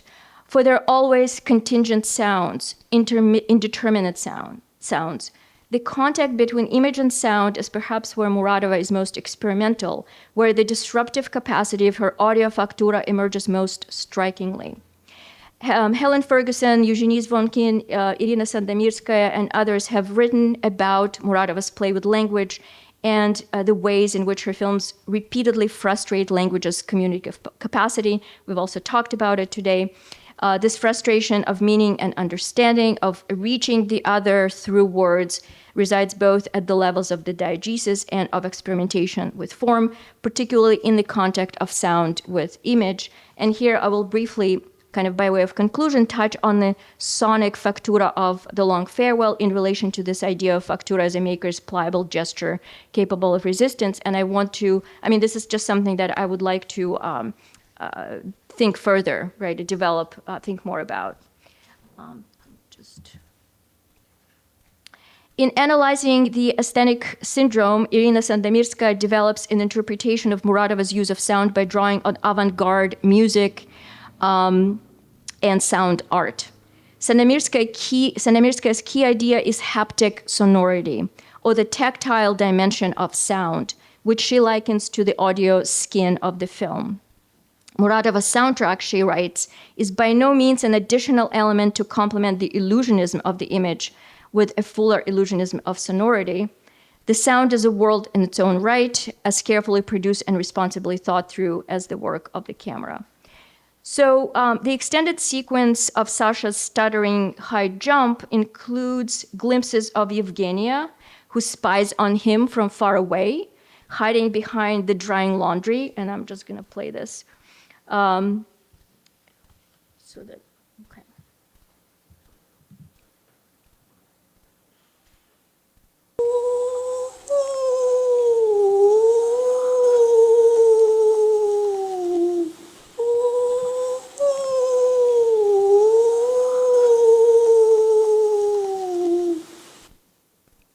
At this point in the story, she just learned he secretly plans his escape, and Evgenia's desperate action is accompanied by a desperate-sounding high-pitched whine, whose origin might be either human or animal, on the brink, in distress, unmoored. The indeterminacy of the sound source and sound itself disrupts the mimetic form of the narrative. It creates a diegetically incoherent moment, but enacts a strong affective field. Not only does it not fall in line with the image, as would be expected in the hierarchy of film image and sound, it becomes an independent object, independent of verbal sense-making. It comes across as a physiological manifestation that intrudes into a structure of images, an agent of chaos. Sound in Muratova's work emerges as a disruptive element. In the intensity of this eerie whine, if the intensity of this eerie whine conveys weakness, its potential in the overall Faktura is nothing short of disruption, awakening the idea of play, of experimentation, and of resilience in the face of the intractability of normative cinematic expression. Thank you.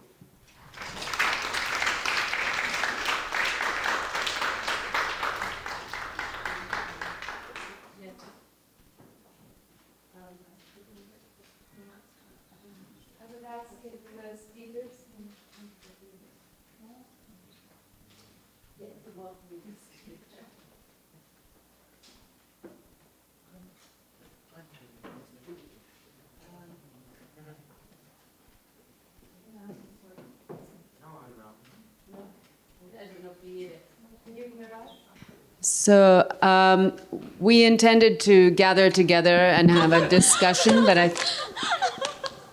Sorry. it's the ghost of Kira Muratova. Yes, a very Muratovian moment, yes. But I first of all will ask if there are questions between us to one another. I know I certainly have some. But also I wanted to take the opportunity if there are some questions in the audience and not to make it hierarchical that way. So maybe we should first start. Yes, please. Yes. Oh, I'm going to give you this microphone.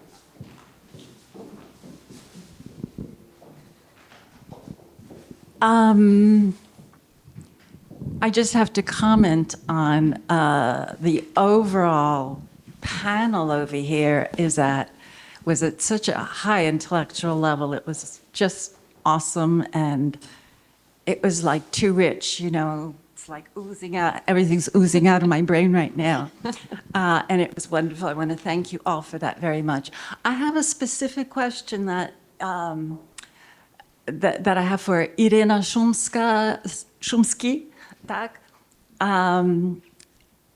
You did a wonderful analysis of especially the language and what's going on with the language use in Muratova's film, and your analysis of Gilles Deleuze, the incredible disillusion of that language, the breakdown of that language was a wonderful analysis. My first response was that her use, my specific response was, I grew up here in the States in the diaspora, but I visited Ukraine like in every decade, from '69 onward through every decade to the 2000s. And it struck me that the times that I visited Ukraine and Odessa too,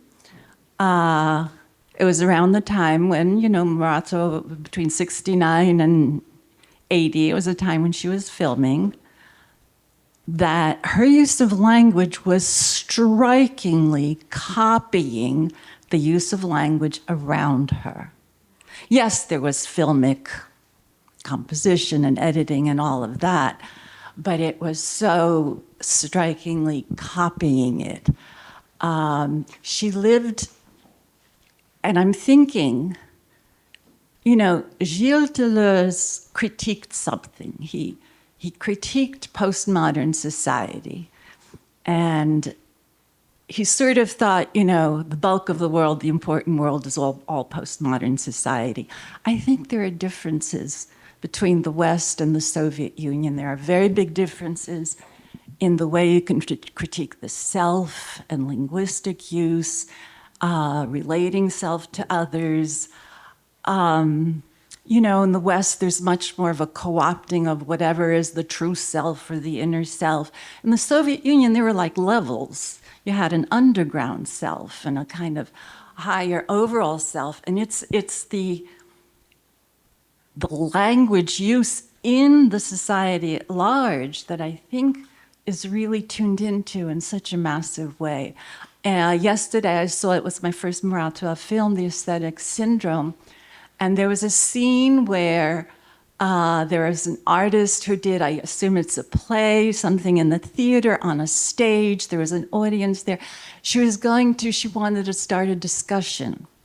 And people started to walk out. So there's the guys always saying, come, sit down, when you have questions, let's talk.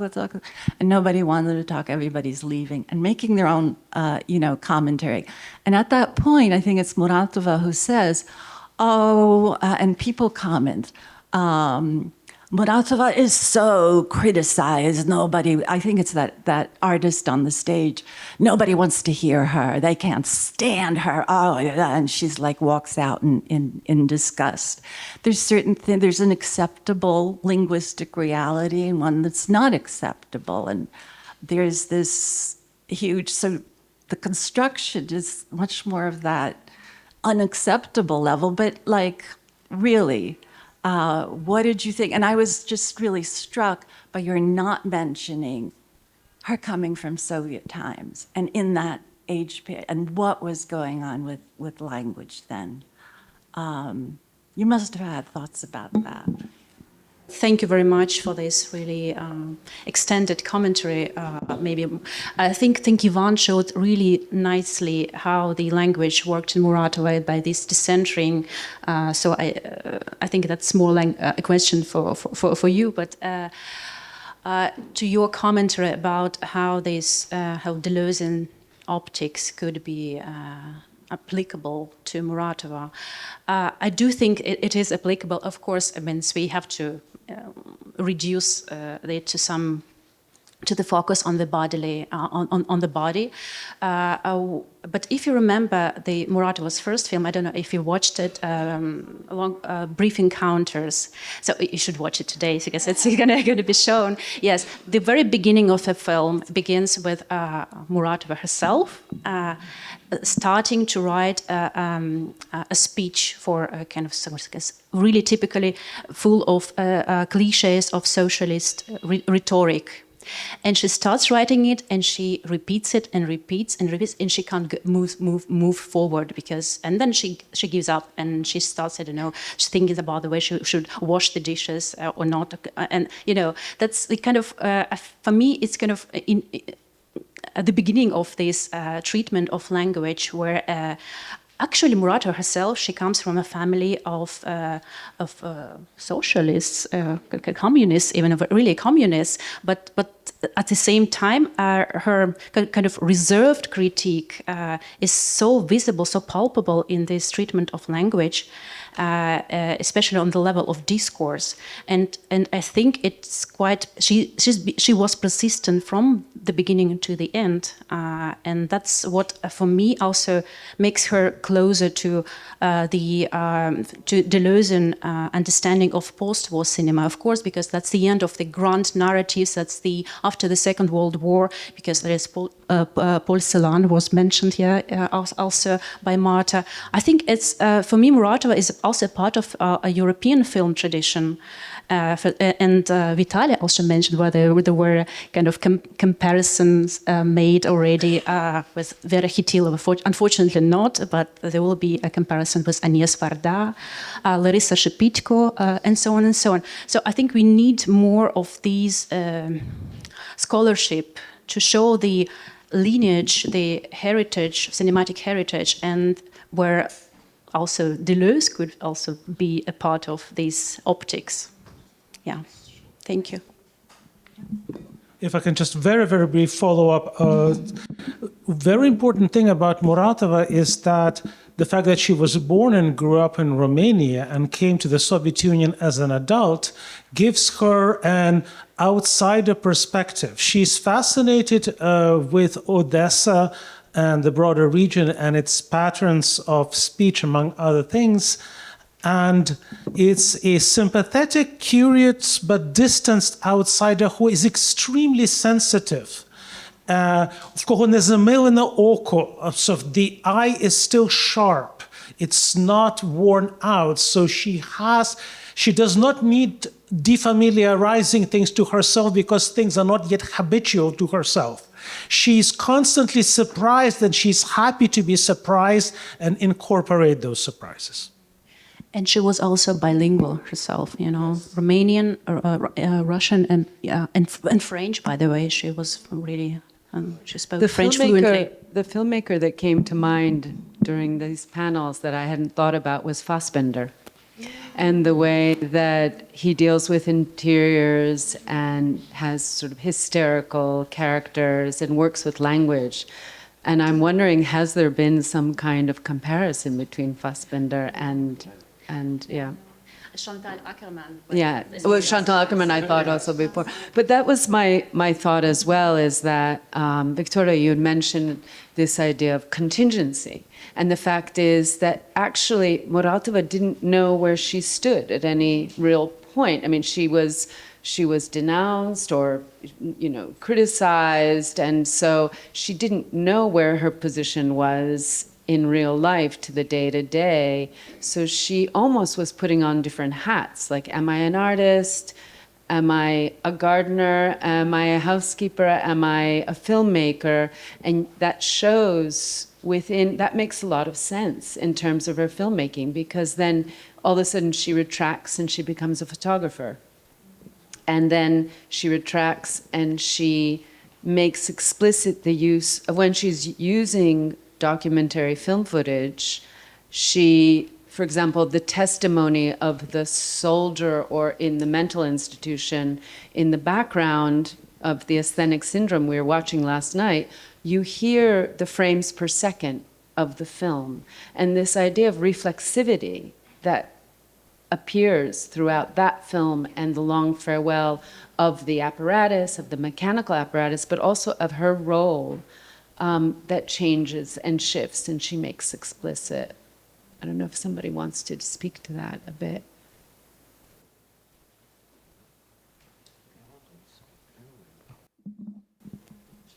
I just wanted to say that she really in working in, what can be called narrative fiction cinema, right? I don't know if she's really classifiable, but she made use of all of the genres and indexical forms of media, documentary, she seems to be obsessed with photographs, right? And this is something we also saw yesterday. But what I just wanted to say, to add to what everybody already said, is that it seems like she felt most of the time an outsider, right? Kind of somebody who was never quite, again, yeah, she wore many different hats, but also kind of fundamentally somebody who is, an outsider. I don't know if people would agree, but yeah.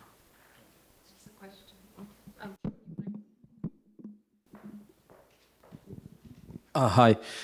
So 2 very quick things. One, I try to bring my mom here, and my mom is a Soviet person, and I tried to bring her to see the movies and come out these panels, and she said to me, I'm not interested in anything Soviet. And I had to defend I had to start going on a rant to my mom about Muratova's importance in avant-garde cinema and European cinema, blah, blah, blah, and my mom was not convinced of anything. So what would you say to my mom? 1. 2, in my capacity about a decade ago as an editor of a magazine of culture and ideas about Odessa and Ukraine,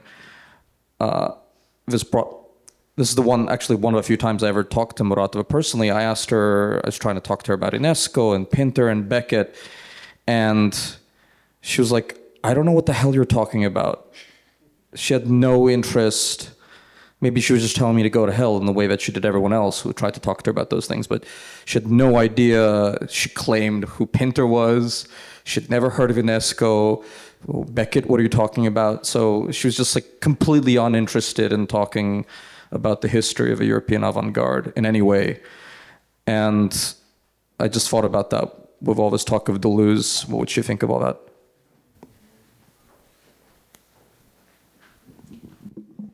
Hi, nice to meet you because we are friends on Facebook. Yes, hi. Well, I would be really cautious about what artists generally say about themselves. Yes, for instance, I'm writing right now a short text on Muratova as a feminist filmmaker, or just Muratova and feminism. And Muratova notoriously said about that. Well, she didn't care about feministic optics at all. And once she was invited for a film festival in Curator in France, and then she was watching films by female filmmakers, and she was shocked and said that it's so horrible. And another time she was invited at Yale, and then she had a conversation with students, and then she asked, so what is feminism actually? That, okay, oh yeah, okay, I understand. So, oh, you know that if, and then she said to the students, you know, if I didn't become a filmmaker, I would become a feminist, you know. So this type of self-reflection is very typical for artists. But it doesn't mean that she's not feminist. Yes, you know, and so we have to find different ways just to look at that to get. Well, that's my impression. And about Soviet, what was the question? How to convince your mom to come to the retrospective? General metaphoric question about what Muratova means outside the Soviet context. Soviet context. You know, I think that first of all there is a big lacuna in Muratova research, because it's just right now that also the Muratova starts being regarded as a Ukrainian filmmaker. So Vitaly showed it really nicely about the connection with poetic cinema.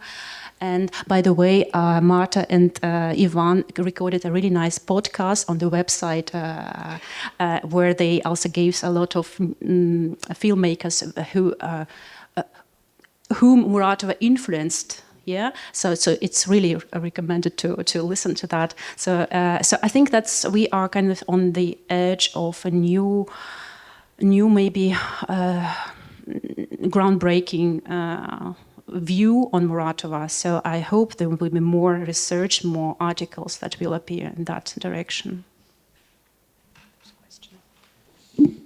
And for 1 second, I just add that she is Soviet era, but an extremely non-Soviet person. So she actually is an example of somebody who can play with the signs of Sovietness, but never internalizing them. There is a wonderful, in the documentary about Muratova, sort of a reminiscence of Ryazantseva, the director, of how even in her days in Moscow, she looked completely foreign, that everybody there understood that she's not a product of the Soviet Union, and how striking that was in everything, in her clothes, in her personal manner, in her body language, and all of those other things.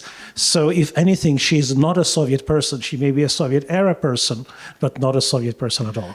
But also she practiced from 91 through 2016, that's 26 years. That's a very healthy dose of one's professional career in a state which was not Soviet. So I think that's something to take into account. Maybe one more comment, because yesterday, Ivan, we spoke, and you mentioned that you invented a new term for Muratova, her identity, this Bessarabian identity. Maybe you can say something about that. It's a quite interesting idea. I mean, she was quite fluent, quite uncertain of her identity, I would say, you know, because she was very much attached to Russian literature, maybe not the culture itself, but the literature for sure. And what about your question? I would call her anti-Soviet, actually, because she was like politically, her political stance, and also the way of analyzing the Soviet reality by deconstructing it. It's striking. It has nothing to do with Sovietness, actually. So she and Alexei German and Sergei Parajanov, like a big three anti-Soviet, actually, filmmakers, who some of them were jailed or deprived of the rights for filming. So they were like victims of Soviet regime, and we have to remember it. They were not dissidents in a political way, but aesthetically, for sure, they were anti-Soviet people. Yeah, but what about her identity? I think that it was changing through times. And I remember there is a Ukrainian critic, Yuri Shevchuk, who doesn't recognize Muratova as Ukrainian because he's recalling his telephone call to her in 2005 when there was a retrospective of her in Lincoln Center, a short one, consisted of 7 titles. So he called her and he invited her to come to the Ukrainian. He has a Ukrainian cinema club in Columbia University, and he invited her to come. And she said, "I have nothing. Why do you think that I have something to do with the Ukrainian cinema club?" And he decided that she didn't link herself with Ukrainian culture itself, which I think it was exaggeration. But still, when I was discussing with him this point, I said, you know, if you would call her in 1960s, she would probably said that she had nothing to do with Russian literature because she belongs to Romanian culture. And if you would call her in 70s, she would say, I have nothing to do with Romanian because I live in Odessa. So, I mean, it was a very fluid identity. And she was becoming a very Ukrainian and pro-Ukrainian after 2014. She was very vocal in support of Ukraine. She was given a bunch of interviews protecting Ukrainian rights to survive in, you know, officially recognized borders. And what I want to add, which is very important, because there is a big discussion now in Ukraine about her identity also, was she Ukrainian or not, because she didn't make films in Ukraine, and even though there are a lot of languages in her films. But still, you know, there is such a tendency to treat someone who didn't make films in Ukrainian but in Russian only as the person is not Ukrainian. But what's important for me that, and significant, I believe, two of her grandsons are now fighting for Ukraine, you know. And this is something, I think, that shows us her genuine, you know, connection with this country. I don't think that the person who didn't feel the connection with the Ukraine would raise people who voluntarily went to the army to protect Ukraine. So I think it's super interesting question. And also about this fluidity, there is a very funny story about her second husband who couldn't make it to come here. He was supposed to be together with us here, but he's 20 years younger than her. And he is also, he has his origins also in Bessarabia. His father was born in Bessarabia. And, you know, when we say she was born in Romania, it's also very questionable because according to international law, I think that this part of Bessarabia, which is now Moldova, some politicians treat it as an occupation. It was annexed, actually, right? Because Moldova proclaimed sovereignty in 1980. And then there was very questionable, it's a very questionable issue whether Moldova belonged, you know, to Romania, on the legal basis. So I would say that she was born in this historical region, Bessarabia, and her husband's parents also were born there. And his father was born from Romanian mother and Ukrainian father. And his language was not Ukrainian, but Romanian, even though he was Ukrainian by birth, you know. And it's very interesting that his father, as Ukrainian, didn't use Ukrainian language because he spent his childhood with his mother, who was Romanian or Moldavian, and he was graduated from Romanian school. So for him, even when he moved to Ukraine, to Kamenets-Podolsky, where Yevgeny was born, he didn't know Ukrainian language by then because his first language was Romanian. So this is just to give you an idea about this region. It's not only about Odessa, but the wider region, the Bessarabia, the so-called Budjak, the region between Dniester River and Danube. It's very intensely mixed up region where there were German colonists and Bulgarians, Romanians, Gagauzans, Ukrainians, rational believers, and they are still all there. And they are, what kind of identity do they have? It's a very, you know, tricky question. So they are Ukrainians technically, yes.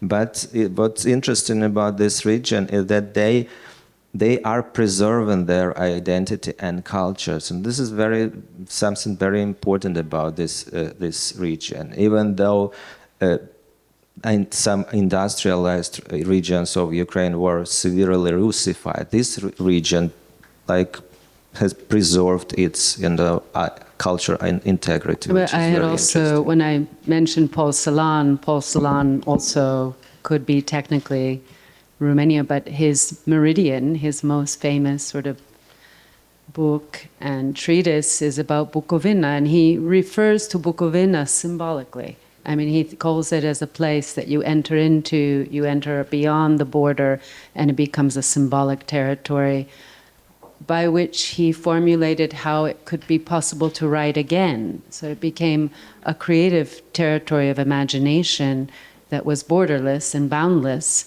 And I feel that that very much Muratova, I mean, I arrived in Kyiv in 1990 to form the Soros Center for Contemporary Art, and she was a regular guest, and she very much associated with the artist community. And we have people here, a family of Alexander Reutberg, who was quite a character and an important artist from Odessa, who, of course, it became a place where spatially I feel like her production came from it. Temporally, I think it came from that. And the letter from America, which Uta Kilter is in, very much feels like a film produced by a Soros Center for Contemporary Art grant, that Sasha Reutberg had something to do with. I mean, it was really, she was close to that community. And I feel being close to the community of artists who were not officially sanctioned by the Ministry of Culture. They were their own underground in the 90s, even in that way. And she felt close to them, and I felt she felt fluid as an artist. And in that way, perhaps her identity was more fluid. There was a question there. You mentioned that Muratova was sanctioned at the end of her career, at the time of the Soviet Union. At the end, she wasn't making films. Is that correct? No, you mixed up the chronology, Albert. I'm very sorry. Yeah. She was sanctioned in the 70s. So, and then she was able to return to filmmaking in the late 70s, and then especially in the 80s. She was then able to have a very consistent career, a remarkably consistent career throughout the period of Ukrainian independence, through all the economic, financial, cultural and other difficulties and ups and downs.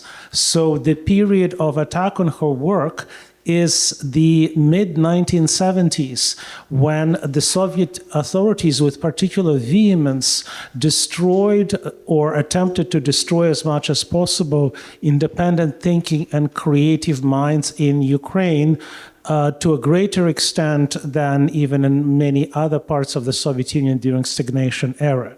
So in that sense, Muratova is also Ukrainian because she shared the fate of Ukrainian artists, Ukrainian intellectuals who were brutally suppressed and discriminated by the Soviet authorities, specifically in Ukraine. In that, she shares with Sergei Parajanov, who is Armenian by ethnic background, born in Georgia, but who became the great film director that he was while working in Ukraine, and working in Ukraine for 20 years, a friend of Muratova, whom I mentioned. So that is the period when her work was challenged, and she remarkably reemerged from that as a very stably and consistently producing author in cinema to a remarkable extent that others were not. But obviously that was a very traumatic period, and therefore the early films of Muratova, before the 72-73 attacks, are very different in style and tone from her later work. There is a continuity, but there is also a very strong rupture. Can you say why she was being, in the 70s, why she fell out of favor? She did not fall out of favor. The Soviet authorities did not care for her because they felt that her work does not follow Soviet ideology, that it is anti-Soviet aesthetically. So in this sense, she could be compared to Abram Terz, Andrei Sinyavsky, who famously had that he has aesthetic disagreements with Soviet power. She was seen by somebody who is never overtly ideological, but she was so profoundly non-Soviet, or even, as Ivan said, anti-Soviet as a person, that led to that kind of persecution. Her film, Long Farewells, which is, to me, something that I respond to on the most visceral, strongest level of her films, and that I love passionately, is the film that received such tons of accusation and horrible, absolutely, language that it boggles the mind how those people were so, obsessed. She triggered something in the Soviet state apparatchiks by being this independently thinking and independently creating person, that they disproportionately destroyed her work compared to the work of other filmmakers who perhaps were more overtly politically oppositional. She triggered an intense reaction, and that's, I guess, her blessing and her curse. She is somebody who triggers very, very strong reactions from other people. May I just add something to what you just said? This film that Vitaly mentioned, The Long Farewell, it was banned because it was censored so heavily, and it was one of the main characteristic, the main keywords of the censorship was because it was petit bourgeois. So petit bourgeois, yeah, it's called. You can say that, yeah. Yes, which is, of course, a kind of typical socialist rhetoric. And another film which is also included into the retrospective, Among Grey Stones, it's 83, I think, yeah? So this film was so severely censored so that she had to remove her name from the credits. So if you watch this film, you don't see her name at all as a director. It's a kind of Ivan Sidorov, which is no one's name, that she asked to add it to this film. And she kind of didn't even consider this film as being her own, because she was so unhappy with all this censorship. But it's, in my opinion, it still represents her aesthetics quite brilliantly. So it is included into the retrospective. Okay, I'm sorry, I've been told very strictly by Leah that we have to conclude because those of you that are interested, but you have to go to Lincoln Center. Me? No. Olena, someone has to. No. Screening is at 6. Okay, Leah, I'm going to the boss here. Okay, Leah, one more question. There was a question.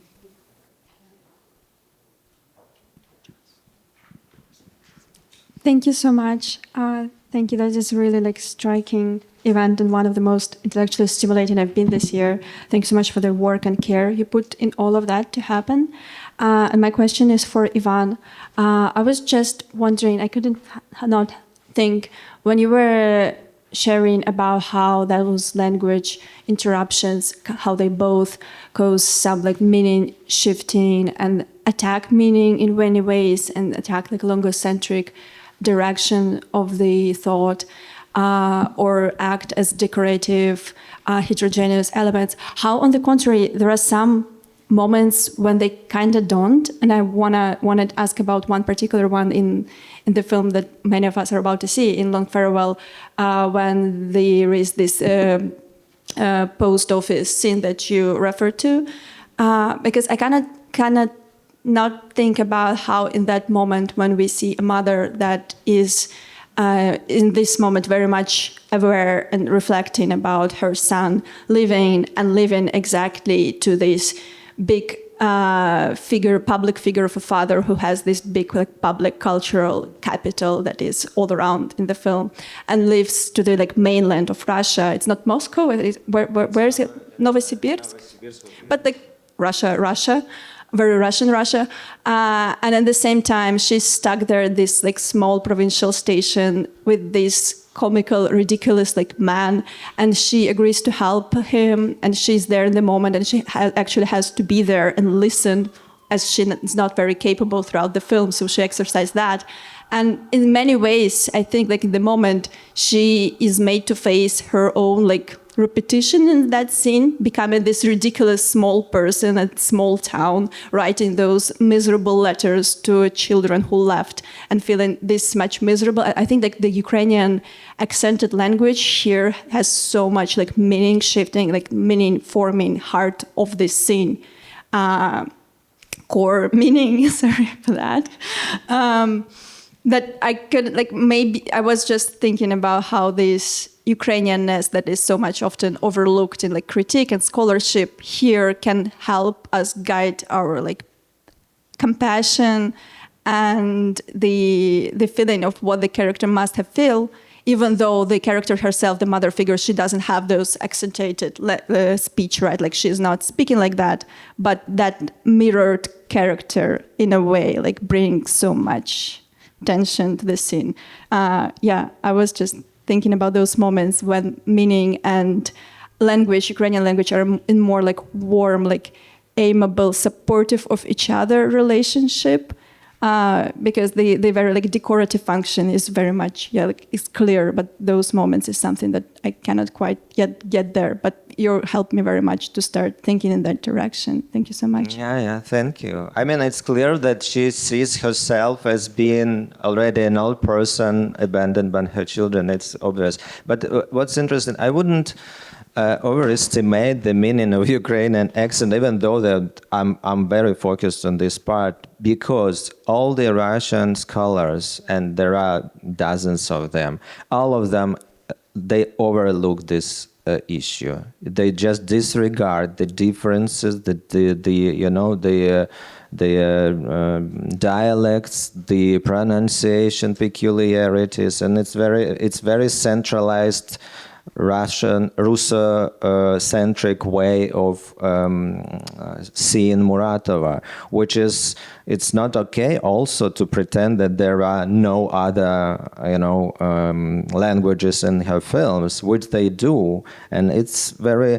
This is what really caught me, because I was struck by, after reading all these books and articles, that they pretend that the people, if people speak this same normal Russian language as they speak in, I don't know, Alexei German's films, but they don't. They speak absolutely different language.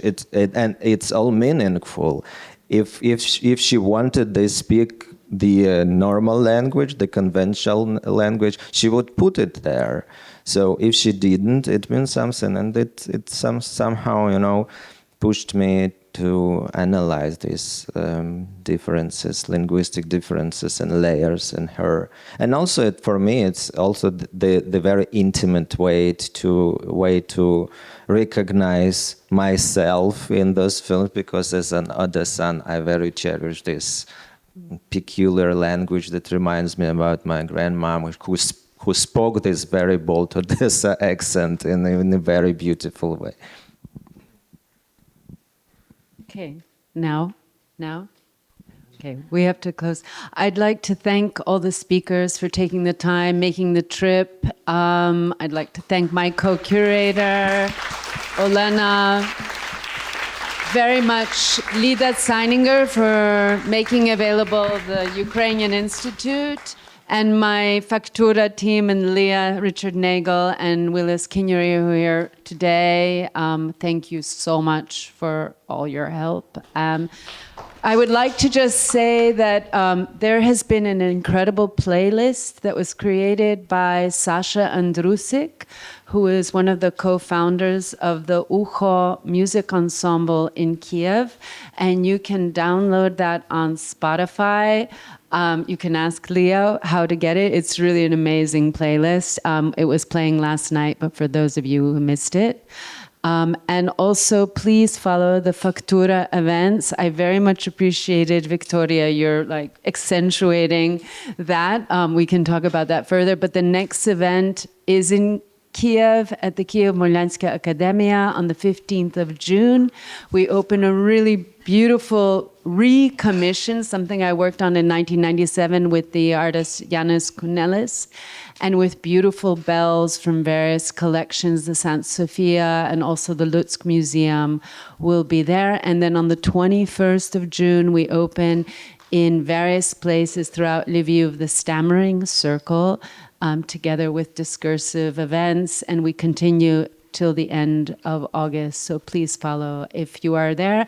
And here in the United States, we will have a conference at Yale on October 3rd and 4th on the Mark on the Wall, which is a symposium and conference dedicated to issues of ecocide and the international court, and which is also part of this project. Will So the retrospective be traveling in the United States? we are looking into Los Angeles at the moment.